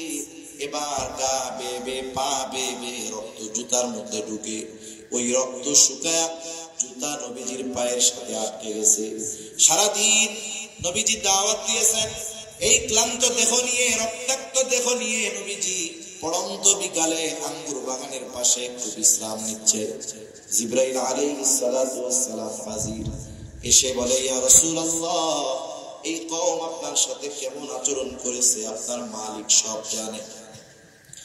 আমার সাথে নতুন একজন ফেরেশতা এসেছে যে ইতিপূর্বে কখনো আসে নাই। নবীজি বলেন, ওই ফেরেশতা আমার কাছে আসলো, আমাকে সালাম দেওয়ার পরে বলে, ইয়া রাসূলুল্লাহ এই কওম আপনার সাথে কেমন আচরণ করেছে আপনার মালিক সব জানেন, সব দেখেছেন। তিনি আমাকে আপনার আদেশ পালন করার জন্য পাঠিয়েছে। আপনি যদি আমাকে আদেশ দেন, আপনি যদি আমাকে নির্দেশ দেন, তাহলে দুই পাহাড় দিয়ে এদেরকে এমন ভাবে পিষে দেওয়া হবে এদের কোনো অস্তিত্ব থাকবে না। এখানে যে একটা জনবসতি ছিল, জনপদ ছিল, একেবারে অস্তিত্বহীন হয়ে যাবে। আপনি যদি শুধু আদেশ দেন দুই পাহাড় দিয়ে এদেরকে পিষে দেওয়া হবে। এই কথা বলবার পর নবীজি একটু আরাম করতেছিলেন, এবার নবীজি উঠে বসলেন। এই ফেরেশতার কথার জবাবে নবীজি কি বলেন? নবীজি বললেন, বাল আরজু আই ইয়াখরুজাল্লাহু মিন আসলাবিহিম মান ইয়াবুদুল্লাহ ওয়াহদাহু ওয়া লা ইউশরিকু বিহি শাইআ। নবীজি কেমন যেন বলতেছে, শোনো, তুমি তো আমাকে বলতেছো আদেশ দেন দুই পাহাড় দিয়ে এদেরকে পিষে দেই, কিন্তু শুনে নাও আমি তো এদের ব্যাপারে আল্লাহ তাআলার কাছেই আশা পোষণ করি যে আল্লাহ তাআলা এদের মধ্য থেকে এমন এক প্রজন্ম বের করবে, এমন এক সম্প্রদায় বের করবে যারা এক আল্লাহর ইবাদত করবে, তার সাথে কারো শরীক করবে না। আমি তো এদের থেকে এটা আশা করছি, এরা ঈমান আনে নাই ঠিক আছে, কিন্তু এদের মধ্য থেকে আল্লাহ তাআলা হয়তো এমন মানুষ বের করবে যারা আল্লাহর ইবাদত করবে, আল্লাহর সাথে কারো শরীক করবে না। একটু চিন্তা করে দেখেন, যেই উম্মত দুনিয়ায় আসে নাই, ওই উম্মতের প্রতিও নবীজির কেমন ভালোবাসা ছিল। নবীজি তার কথার দ্বারা কিয়ামত পর্যন্ত যত মুমিন উম্মত আসবে সকলের প্রতি ভালোবাসার বার্তা নবীজি দিয়ে গেছেন। নবীজি পথ চলতেছেন, সাথে অনেক সাহাবায়ে কেরাম। হঠাৎ করে নবীজি বলেন, আমার ভাইদেরকে দেখতে মন চায়। উপস্থিত সাহাবারা বলতেছে, ইয়া রাসূলুল্লাহ, আমরা কি আপনার ভাই নই? নবীজি বলেন, না, তোমরা হইলে আমার সাথী। তা বলে আপনার ভাই কারা? বলে, আমার পরে আমাকে না দেখে যারা আমার উপরে ঈমান আনবে তারা হলো আমার ভাই। এইবার চিন্তা করে দেখেন যে আল্লাহর নবী ভালোবাসার বার্তা আমাদেরকে জানায় দিয়ে গেছে। এখন বিষয়টা হলো এইরকম, একটা হাদিস বলতে গেলে লম্বা সময় কথা বলা যাবে, কিন্তু কিছু বিষয় এইরকম আছে, একটা বিষয় হাজার মানুষের বলার চাইতে অনেক সময় একজন ব্যক্তির বলাটা বেশি গ্রহণযোগ্য হয় না? এরকম মনে করেন আগের আমলে, অনেক আগে, যখন প্লেন সচরাচর এরকম ছিল না, অনেক সময় মানুষের মোবাইল ছিল না, দেখা যাইতো না, কথা বলতো না। অনেকে শুনতাম বিদেশে গেছে, বিয়ে কইরা আসছিল, বিদেশে গেছিল, যখন বিদেশ থেকে একবার আসছে, যখন আসছে সে ছিল অবিবাহিত, বিয়ে করে বিদেশ গেছে, বিদেশ থেকে যখন আসছে হলো দাদা বিয়া। কথা বুঝেন নি? মানে একবারে 15-20 বছর থেকে আসছে। ওই জামানায় ছবি তোলার, পাঠানোর মোবাইল কিছুই ছিল না। এক চিঠি পাঠাইতো, 6 মাস পরে, 1 বছর পরে, 12 বছর পরে বুঝে। ঠিক কিনা বলেন? এই যে কয়েকদিন আগে, কয়েক মাস আগে মনে হয় দেখলাম এক লোক নাকি অনেক আগে সে এক জায়গায় চাকরির জন্য ইন্টারভিউ দিয়েছে, আল্লাহর বান্দার চাকরি হয়ে গেছে। এখন তার চাকরির যেই লেটার, এটাও তারে পাঠায় দিচ্ছে, কিন্তু দুর্ভাগ্যবশত ওইটা পোস্ট অফিস থেকে তার বাড়িতে আর আসে নাই, আসছে গিয়ে 40 বছর পরে। বাংলাদেশের মধ্যে কয় বছর পরে আসছে? চাকরি ঠিকই হয়েছিল, চিঠি ঠিকই পাঠাইছিল, কিন্তু আসতে লাগছে কত বছর? 40 বছর। এখন আগে এরকম অনেক সময় ছিল। তা ওই লোক মনে করেন বিদেশ থেকে আসছে, এখন এসে বিবাহ শাদী কইরা 6 মাস থেকে আবার চলে গেছে, একটানা 18 বছর। ইতিমধ্যে আল্লাহ তাআলা তাকে একটা সন্তানও দান করছে। এখন সন্তান 18-19 বছরের যুবক, উনিও ফোন মোবাইল নাই, তো উনি চিন্তা করছে হঠাৎ করে বাড়ি গিয়ে আমি সবাইকে অবাক বানায় দেব। উনি এবার আসছে, বাড়িতে আসতে আসতে অনেক রাত, বাড়ি আইসা গভীর রাত, দরজা টোকা দিচ্ছে। এখন বাড়িতে যদি একটা যুবক ছেলে থাকে, গভীর রাত্রে কি মহিলারা দরজা খুলতে যাবে না? এখন ওই যুবক, তাগড়া যুবক, দরজা খুলতে গেছে। এখন দরজা খুলে দেখে একটা অপরিচিত মানুষ, ফোনেও দেখে নাই, ছবিও দেখে নাই। বাপরে কি চিনবে না? চিনবে না। এখন দেখাই বলতেছে, আপনি কে? এখন বাপও চিন্তা করছে একটু মজা করি, বলা তো আমার, বুঝতেই পারতেছে, তুমি আমারে চিনবা না, তোমারে আমার মা চিনবে। এখন বলেন তো, এইরকম কথা যদি বলে, ওই ছেলে চিন্তা করবে, এই আমার মা যাদেরকে চিনে আমিও তো সবাই চিনি, তুই কেডা? এইবার দেখা যাবে বাঁশ একটা নিয়ে মাথায় বাড়ি মেরে ফাটায় দিতে হয়েছে। ইতিমধ্যে মা আওয়াজ শুনে দৌড় দিয়ে চলে গেছে, কি হয়েছে রে, কি হয়েছে? এখন আয়সা দেখে যে ছেলে লাঠি নিয়ে কারে জানি মাথা ফাটাই দিল, বাইরে কে? এখন তাকায় দেখে তার স্বামী। সাথে সাথে বলতেছে, বাবা তুমি কোনারে চিনো না, এই যে তোমার আব্বা। এখন বলেন তো, একটু আগে যেই ছেলেটা ওনার মাথা ফাটায় দেওয়ার জন্য লাঠি একটা নিয়ে আসছে, মা যখন বলছে যে এই যেই তোমার আব্বা, তখন মেজাজ গরম না ঠান্ডা? এবার বলতেছে, আমি তোমাদেরকে একটু সারপ্রাইজ দেওয়ার জন্য এরকম করছি। এখন ছেলেটা কাকুতি মিনতি করবে না, আব্বা আপনাদের চিনতে পারি নাই, ভুল হয়ে গেছে, আমার মাফ করে দেন, বেয়াদবি নেন না। তার মানে মা যখন বলছে, অপরিচিত একজন মানুষ যাকে সে জীবনেও দেখে নাই, অথচ তার বাবা, মা যখন সাক্ষ্য দিছে, সাথে সাথে বিশ্বাস করে।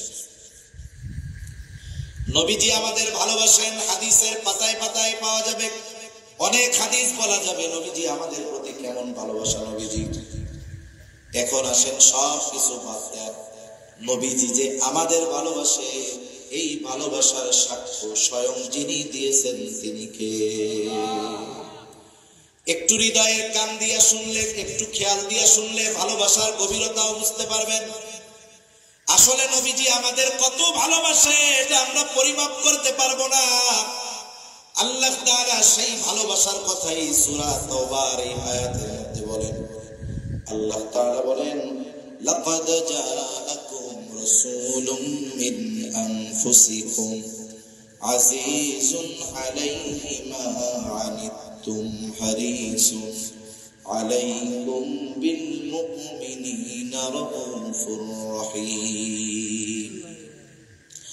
আল্লাহ তাআলা বলেন, লাকাদ জাআকুম রাসূলুম মিন আনফুসিকুম, তোমাদের মধ্য থেকে তোমাদের জন্য এমন একজন রাসূলের আগমন ঘটেছে। কেমন সেই রাসূল? আল্লাহ বলতেছেন, এক নাম্বার আল্লাহ তাআলা বলেন, আজিজুন আলাইহি মা আনিতুম, তোমাদের জন্য যেটা কষ্টের সেটা তারও জন্য কষ্টের। নবী হলেন সমহেতি আজিজ। অনেক সময় বলে না, ও আমার আজিজ, মানে সম্পর্কটা এরকম, বন্ধুত্বটা এরকম যে বন্ধুর যদি কষ্ট হয় আর এক বন্ধু সেই কষ্টটা অনুভব করে। এখন কথা হইতে পারে, কষ্ট আমাদের নবী এটা অনুভব করে কেন? আরেকটা উদাহরণ দেই, বুঝতে সহজ হবে। আপনাদের যদি কারো ছোট বাচ্চা থাকে তারা এই বিষয়টা আরো বেশি বুঝবেন। একটা বাচ্চা যখন একেবারে দুগ্ধপুষ্ট, 1 মাস 2 মাস 3 মাস বয়স, বাচ্চার প্রতি মায়া মহব্বত ভালোবাসা থাকে কি থাকে না? কিন্তু ওই বাচ্চার যখন 9 মাস 10 মাস 1 বছর বয়স, আব্বু আব্বু ডাকে। বলেন তো, 3 মাসের বাচ্চার চাইতে আব্বু ডাকা বাচ্চার প্রতি মহব্বত বেশি না কম? এইবার যখন বাচ্চাটা আর একটু বড় হয়, 1.5-2 বছর বয়স, মহব্বত আরো বাড়ে। কারণ ওই ছোট বাচ্চা তখন একটা কথা বলার আগে 10 বার আব্বু ডাকে। এই ডাকটা মা মা, আম্মু আম্মু, আব্বু আব্বু, এই ডাকটা মা বাবার সন্তানের প্রতি গভীর ভালোবাসার সৃষ্টি করে। গভীর রাত, ছোট বাচ্চা 2 বছর বয়স, হঠাৎ করে প্রচন্ড জ্বর, থার্মোমিটার দিয়া পাম্প দিয়া দেখলেন 106 ডিগ্রি হয়ে গেছে। গভীর রাত, ডাক্তারের দোকান খোলা নাই, আপনার ডাক্তার বা হসপিটালের কাছে যাওয়ার কোনো উপায় নাই, সুযোগও নাই। গভীর রাত, অপেক্ষা করতে হবে সকালবেলায়, এরপরে বাচ্চারে নিয়ে ডাক্তারের কাছে যাবেন। ওই বাচ্চার জ্বরের তীব্রতা এতটা বেশি, অসুস্থতার মাত্রা এতটা বেশি, অনেক সময় আমাদের হয় প্রচন্ড জ্বরাক্রান্ত যখন হয়, এই কষ্টের আওয়াজ মুখ দিয়ে বের হয়, আহ আহ, হয় না এরকম? ওই ছোট বাচ্চা কষ্টে আওয়াজ করতেছে, গা পুড়ে যাচ্ছে, শরীরটা জ্বরে কষ্টে কাঁপুনি হচ্ছে, কত কষ্ট হয় ওই বাচ্চার। ওই পাশে বসা মা বাবা, আমার তো মনে হয় জ্বরের কারণে ওই ছোট বাচ্চার যত কষ্ট হয়, ওই বাচ্চার কষ্টটা দেখে মা বাবার তার চাইতে আরো বহুগুণ বেশি কষ্ট হয়। এই অনুভূতি, এই অনুভব, এটা একজন মা একজন বাবা ওনারাই চিন্তা করতে পারে। আমাদের সময়ও আমরাও মনে হয় গল্পটা বা কবিতাটা পাই নাই। সম্রাট জহিরুদ্দিন বাবর, মোগল উপমহাদেশে মোগল সাম্রাজ্যের ভিত্তি যার দ্বারা স্থাপিত হয়েছে তিনি হলেন জহিরুদ্দিন বাবর, আফগানিস্তান থেকে আসছে। ওনার বড় ছেলের নাম ছিল হুমায়ুন। যদিও হুমায়ুন পরবর্তীতে শিয়াদের দ্বারা প্রভাবান্বিত হয়েছে, কিন্তু জহিরুদ্দিন বাবর উনি হানাফি ছিলেন, আফগানিস্তান থেকে আসছে। এই জন্য দেখেন না, আফগানিস্তানের শাসনের দায়িত্বে এখন যারা আছে, আমাদের দেশের এক শ্রেণীর ঘুমটাওয়ালা হুজুরদের ওনাদের পছন্দ হয় না। জানেন আপনারা, ওনাদের পছন্দ হয় না আফগানিস্তানের শাসকদের। এখন এই সুলতান জহিরুদ্দিন বাবর, সম্রাট জহিরুদ্দিন বাবর একজন বুজুর্গ মানুষ ছিলেন। হুমায়ুন অসুস্থ হয়ে গেছে, ছোট বাচ্চা না, তখন হুমায়ুন অনেক বড়। বাবার সন্তানের প্রতি কেমন মহব্বত মায়া। এই জহিরুদ্দিন বাবর সন্তানের অসুস্থতা বিভিন্ন জায়গা থেকে হেকিম, ডাক্তার, কবিরাজ, ওই জামানায় যে চিকিৎসার ব্যবস্থা সব করাছে, সবাই ব্যর্থ, সবার এক জবাব, এই রোগের কোনো ওষুধ নাই, চিকিৎসা নাই, এই রোগের কোনো চিকিৎসক নাই। তবে মহান চিকিৎসক আল্লাহ তাআলা চাইলে এই দুরারোগ্য ব্যাধি থেকে বাঁচা সম্ভব। জহিরুদ্দিন বাবর বুঝতে পারলেন দুনিয়ার কোন চিকিৎসায় আমার সন্তান ভালো হবে না। সন্তানের মহব্বত, জহিরুদ্দিন বাবর আল্লাহ তাআলার কাছে দোয়া করা শুরু করছে, আল্লাহ আপনি আমার সন্তানের অসুস্থতা আমাকে দেন, আমার হায়াতটা তাকে দিয়ে দেন। সবকিছু তাকদীরের মুআমালাত। ইতিহাস বলে কি হলো, ধীরে ধীরে হুমায়ুন সুস্থ হয়ে উঠলো, বাবর শয্যাশায়ী হয়ে গেল, শয্যায় শুয়ে পড়ছে, এখন অসুস্থ হয়ে গেছে। কিন্তু জহিরুদ্দিন বাবর সন্তানের সুস্থতায় এতটা আনন্দিত হয়েছে, সে তার অসুস্থতায় কোনো কষ্ট সে অনুভব করে না। সেই জন্য সন্তানের কষ্ট মা বাবা অনুভব করে কেন? বলে মহব্বতের কারণে, ভালোবাসার কারণে। এখন নবী তো আমাদেরকে মা বাবার চাইতে বেশি ভালোবাসে, এই জন্য উম্মতের কষ্ট হবে, এটা নবীর জন্য কষ্টকর। এই জন্য আল্লাহ তাআলা বলেন আজিজুন আলাইহি মা আনিতুম, তোমাদের জন্য যেটা কষ্টের সেটা তার জন্য কষ্টের। কেন? বলে তিনি হলেন আজিজ, সমব্যথী। 2 নম্বর হারিসুন আলাইকুম, তিনি হলেন তোমাদের জন্য কল্যাণকামী। নবীজি উম্মতের জন্য কি কল্যাণ, কোথায় কল্যাণ, সব সময় কল্যাণকর বিষয়গুলোই নবীজি করতেন।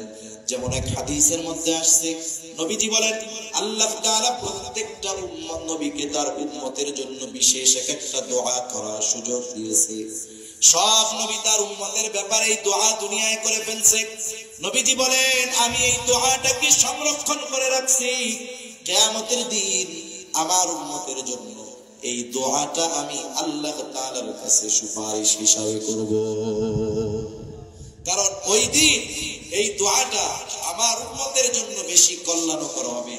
এজন্য উম্মতের কল্যাণের কথা চিন্তা করে নবীজি এই দোয়াকে সংরক্ষণ করে রাখছেন।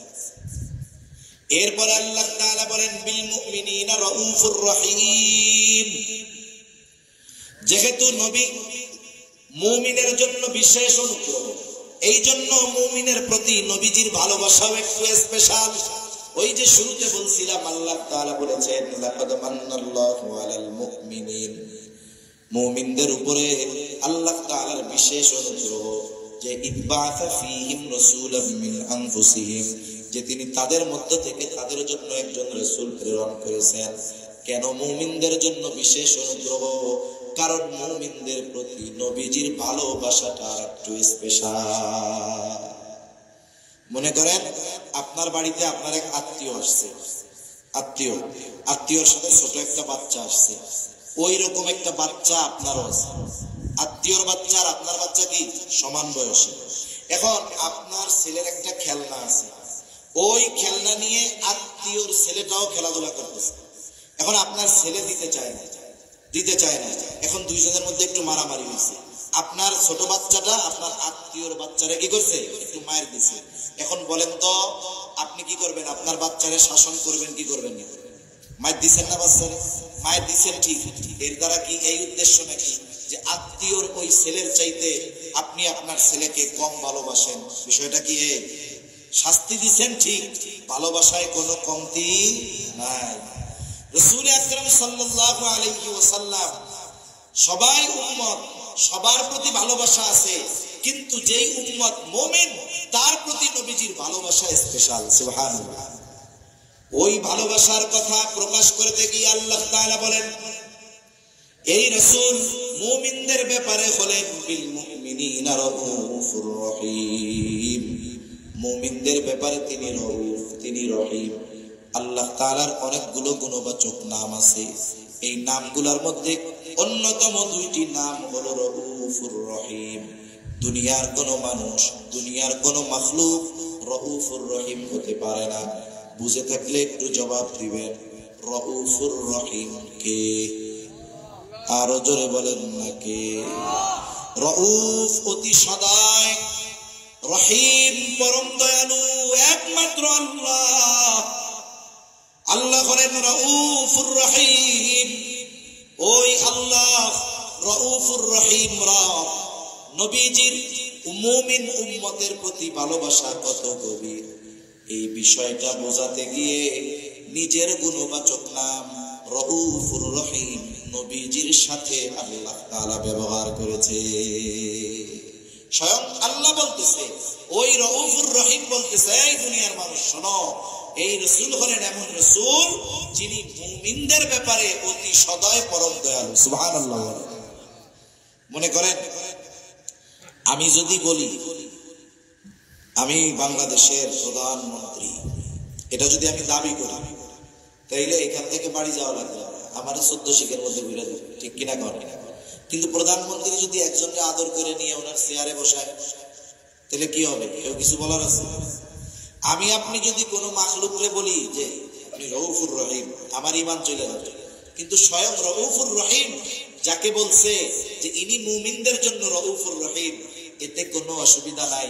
বরং আল্লাহ তাআলা আমাদের প্রতি নবীজির কত দয়া, নবীজির কত মায়া, নবীজির কত মুহাব্বত, এই বিষয়টা বোঝাতে গিয়ে আল্লাহ তাআলা নিজের গুণবাচক নাম নবীজির শানে ব্যবহার করেছেন। সুবহানাল্লাহ।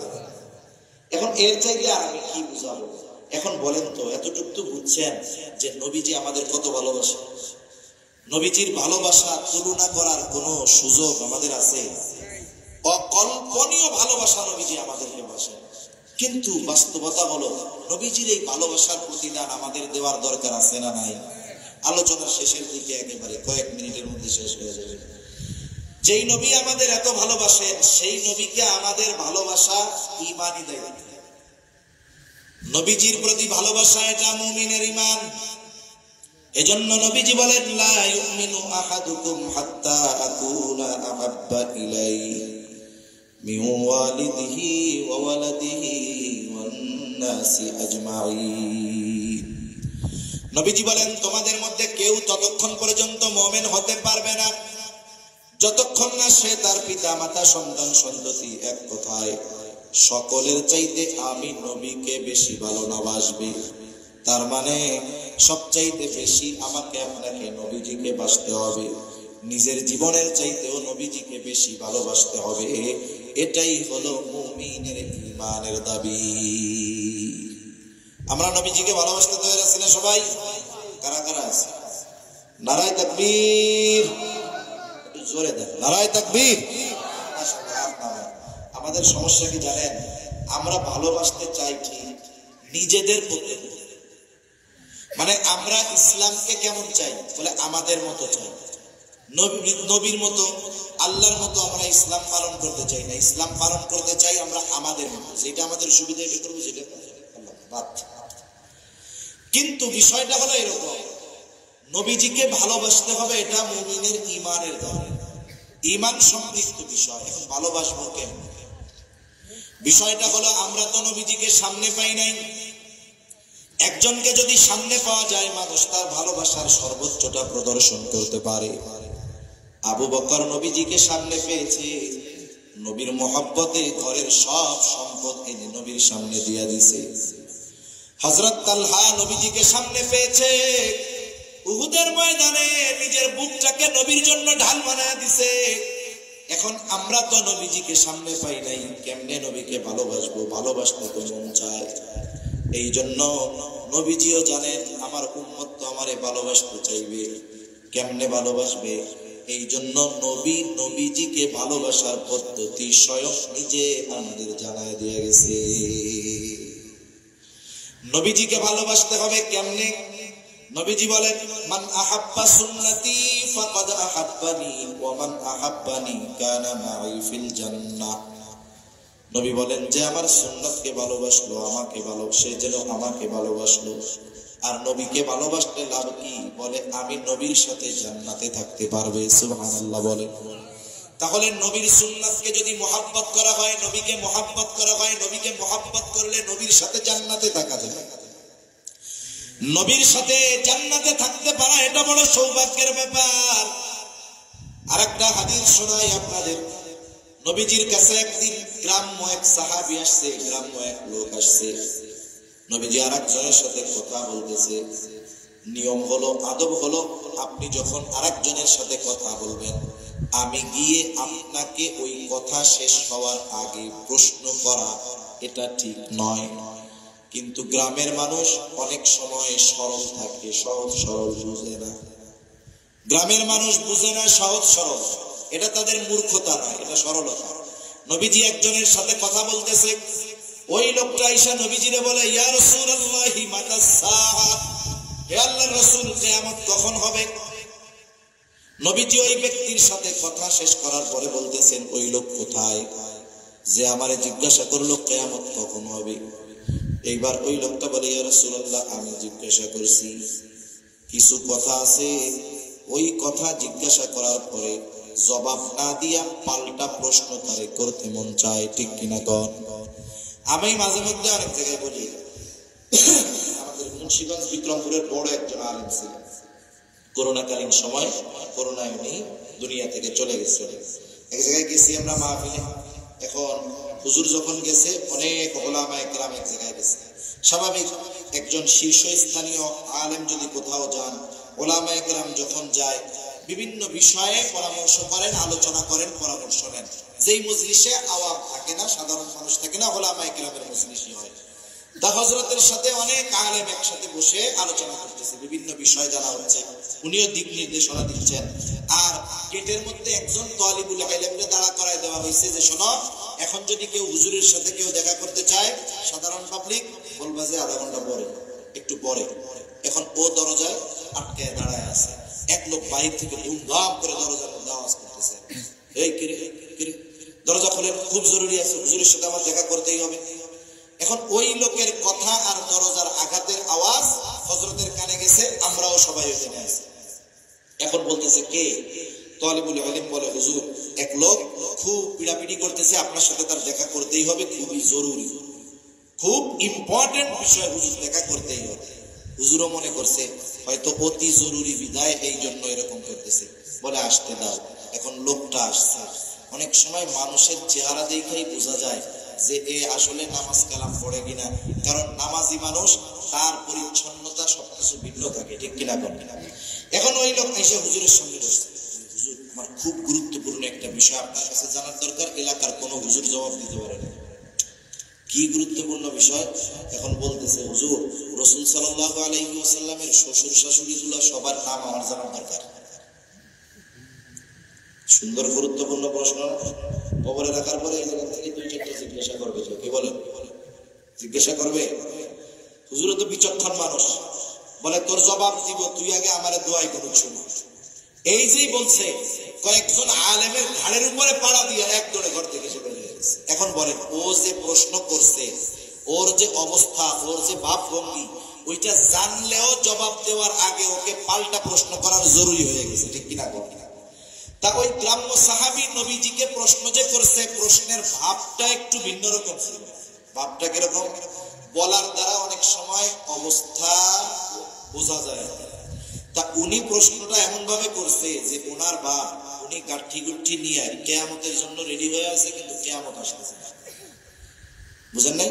উনি কিয়ামতের জন্য রেডি, কিন্তু কিয়ামত আসতেছে না। যেমন আপনারা যখন কেউ ঢাকা যান, ঢাকায় যখন যাবেন টিকিট কিছু কাটেন না, গেছেন বাস কাউন্টারে, গরিবুল্লাহ শাহ মাজারের ওই জায়গায় বা জিএসি মোড়ে গেছেন, আপনি কাউন্টারে ঢুকলেন, ইউনিক কাউন্টারে ঢুকছেন, দুইকে কি জিজ্ঞাসা করেন? ভাই ঢাকার বাস আসবে কখন? ঠিক না? ঢাকার বাস কখন আসবে? উনি বলল যে 11টার সময় আসবে। আপনি একটা টিকিট করলেন যে আমারে ঢাকার একটা টিকিট দেন। এখন আপনাকে একটা টিকিট দেওয়া হলো, 11টা বাজে, 11:30 বাজে গেছে, এখনো বাস আসে না। বিরক্ত হয়ে গেছেন? যাওয়ার জন্য আপনি রেডি না? এখন আপনি গিয়ে তারা আবার জিজ্ঞাসা করতেছেন, ও ভাই বাস কখন আসবে? দেখেন, টিকিট কাটার আগে কিন্তু একই কথা বলছিলেন, বাস কখন আসবে।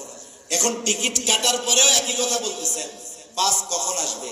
কিন্তু বলেন তো, সময়ের পরিবর্তনের কারণে যদিও কথা এক, কিন্তু উদ্দেশ্যের পার্থক্য আছে না নাই?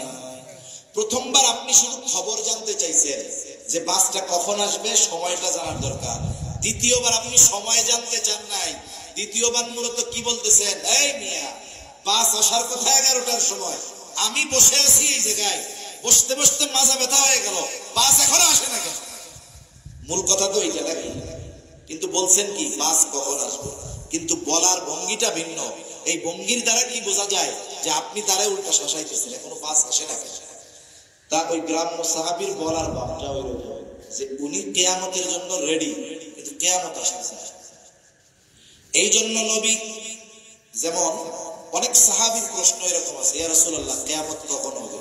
যেমন হাদিসে জিবরিলের মধ্যে প্রশ্ন করছে কিয়ামত কখন হবে, নবীজি তখন জবাব দিচ্ছেন যে ব্যাপারে প্রশ্নকারীর চাইতে আমি বেশি জানি না। এরপরে কিছু আলামত জানতে চাইছেন, আলামতগুলো বলছেন। তাহলে বোঝা গেল একই প্রশ্ন, দেখেন ব্যক্তি অবস্থা বলার ভঙ্গিমার পরিবর্তনের কারণে জবাবের ভিন্নতা আসে। এখন যদি জানতে চাইতো তাহলে তো উনি বলতেন যে কিয়ামত কখন হবে এটা আল্লাহ তাআলা ভালো জানেন, কিন্তু বলার ভঙ্গি কি যে উনি কেমন যেন রেডি, কিন্তু কিয়ামত আসছে। এই জন্য নবীজি তাকে পাল্টা প্রশ্ন করলেন, মা আদাত্তা লাহা, তুমি কিয়ামতের জন্য কি পাথেয় সংগ্রহ করেছো? সহজ সরল মানুষ, সহজ জবাব, আমি আল্লাহ এবং তার রাসূলকে ভালোবাসি। নবীজি বললেন, আল মারউ মা মান আহাব্বা। চিন্তা করেন প্রশ্ন ছিল কি আর জবাবের শেষটা হইল কি। এইবার লোকটা বাড়ির পথে হাঁটা ধরছে। হযরত আনাস রাদিয়াল্লাহু তাআলা আনহু বলেন, নবীজির মুখে এই কথা শ্রবণ করবার পর আমরা এতটা খুশি হয়েছি যে ইসলাম গ্রহণের পরে আর কোন কথার দ্বারা আমরা এতটা খুশি হই না।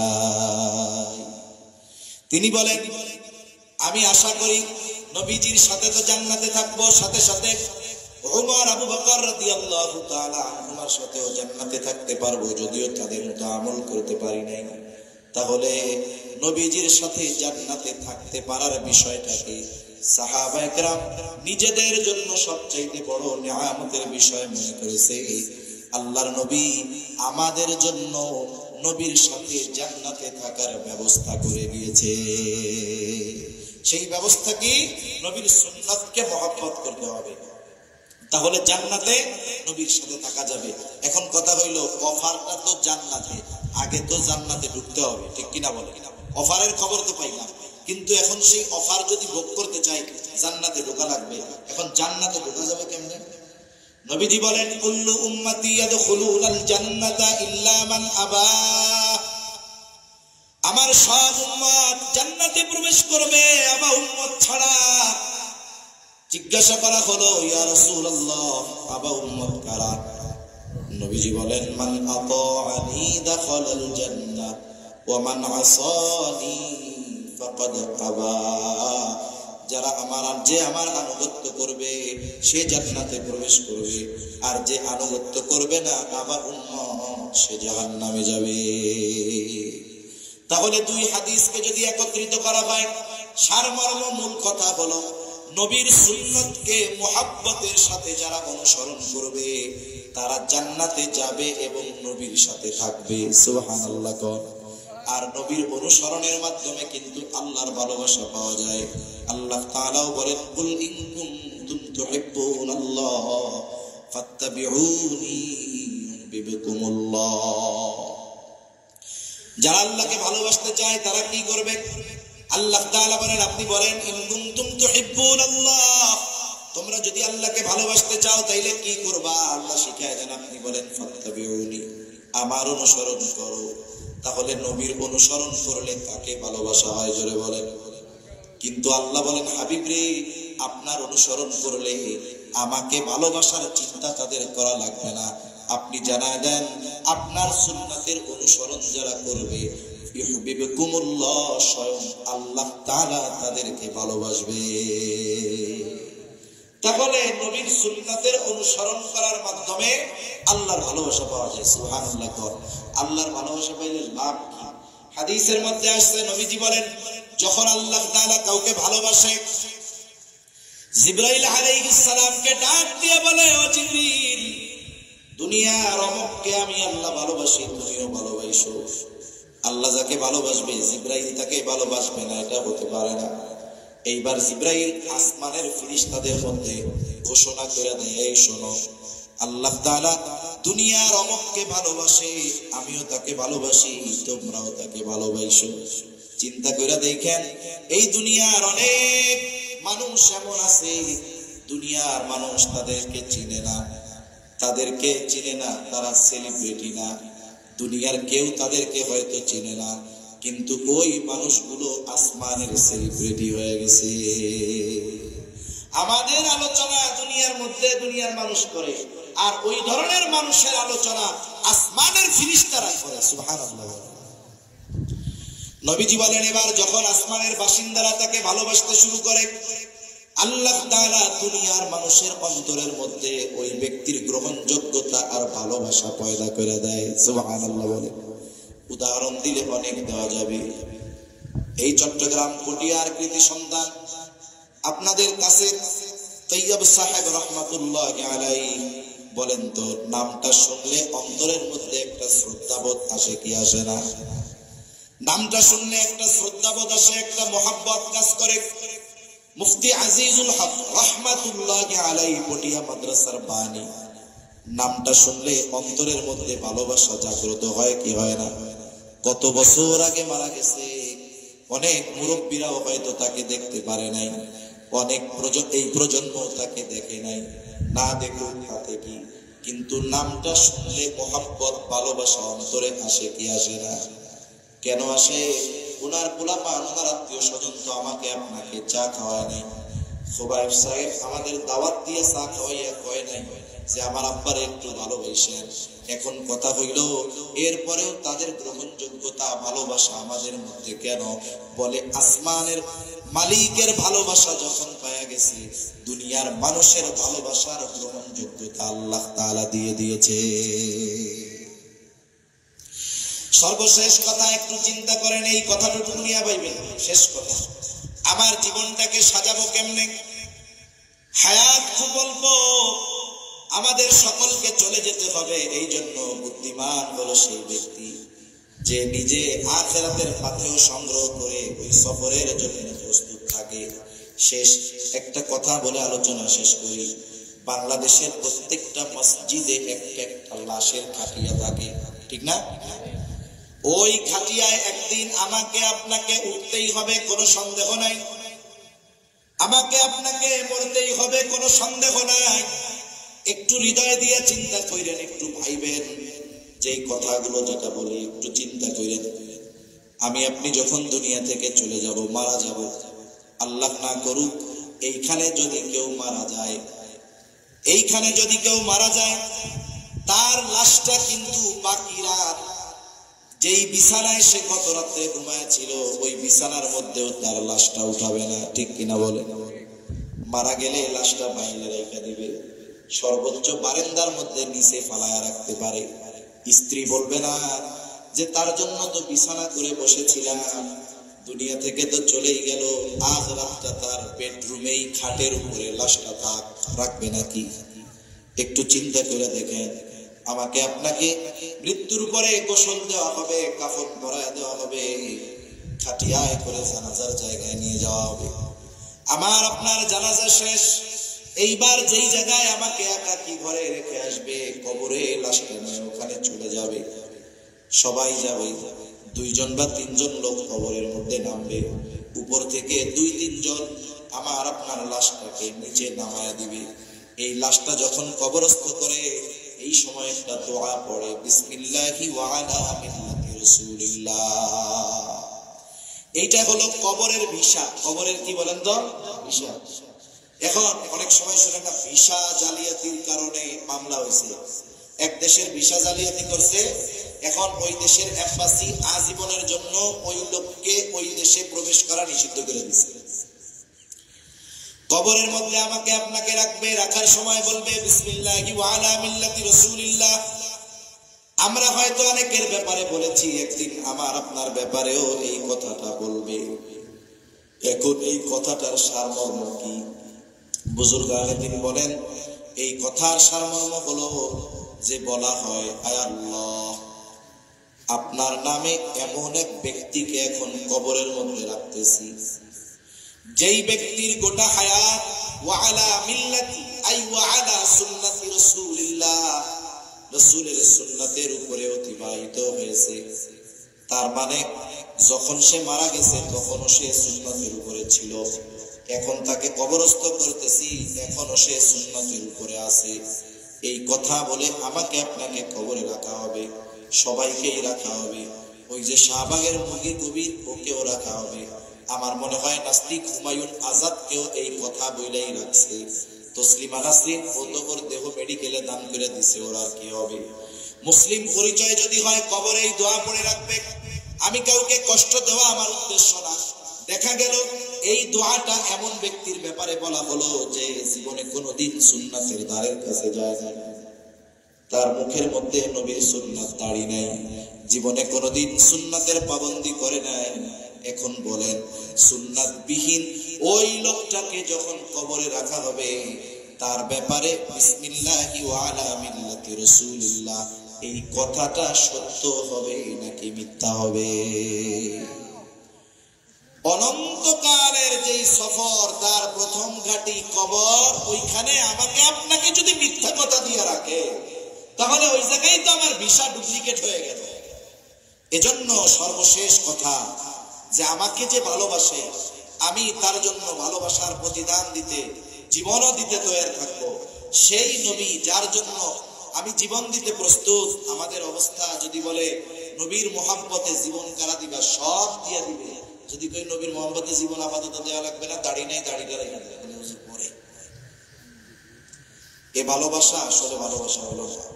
এ ভালোবাসাকে আসলে ভালোবাসা হয়েছে যার জন্য জীবন দিতে পারবা, তার জন্য তুমি দাড়ি রাখতে পারো না। যার জন্য জীবন দিতে পারবা, তার জন্য তুমি সুন্নতি লেবাসে চলতে পারো না। তাইলে তোমার এই ভালোবাসা ওই সেই বন্ধুর মতো যে মুসিবতের সময় আগে বলায়। ওই ভালোবাসার যেমন দাম নাই, সুন্নাত বিহীন নবীর প্রতি যারা বলে ভালোবাসি, সুন্নাত মানতে পারি না, এই ভালোবাসারও বাস্তবতায় কোনো মূল্য নেই। ঠিক কিনা বলে? এজন্য নবীজির সুন্নাত এটা আমাদের আখিরাতের ঈশা। আখিরাতের কি বলেন না? কারণ কবরে রাখার সময় ইমানের কথা কয়, অন্য কোনো কথা বলে, কি বলে যে নবীর সুন্নাতের উপরে রাখলাম। এটা নবীর সুন্নাতের উপরে ছিল, আর এই সুন্নাতের উপরে তারে কবরে রাখলাম। সেজন্য আমি আপনি সফল তখন, আমি যখনই মারা যাই না কেন, যেখানেই মারা যাই না কেন, আমাকে যখন কবরস্থ করা হবে, আমার ব্যাপারে ওই দোয়াটা যদি সত্য হয়, তাহলেই আমি সফল, তাহলেই আমি নবীর খাঁটি আশিকে রাসূল। এটা ছাড়া নামে স্লোগানে আশিকে রাসূল হওয়া যেতে পারে, কিন্তু পরিপূর্ণ সুন্নাতের পাবন্দি যদি না হয়, তাহলে আসল আশিকে রাসূল হওয়া যাবে না। আল্লাহ সুবহানাহু ওয়া তাআলা নবীজি যে আমাদেরকে এত ভালোবাসেন, এই ভালোবাসার প্রতিদান দেওয়ার তৌফিক আল্লাহ তাআলা আমাদেরকে দান করেন। সকলে বলি আমিন। ওয়া আখিরু দাওয়ানা আলহামদুলিল্লাহি রাব্বিল আলামিন।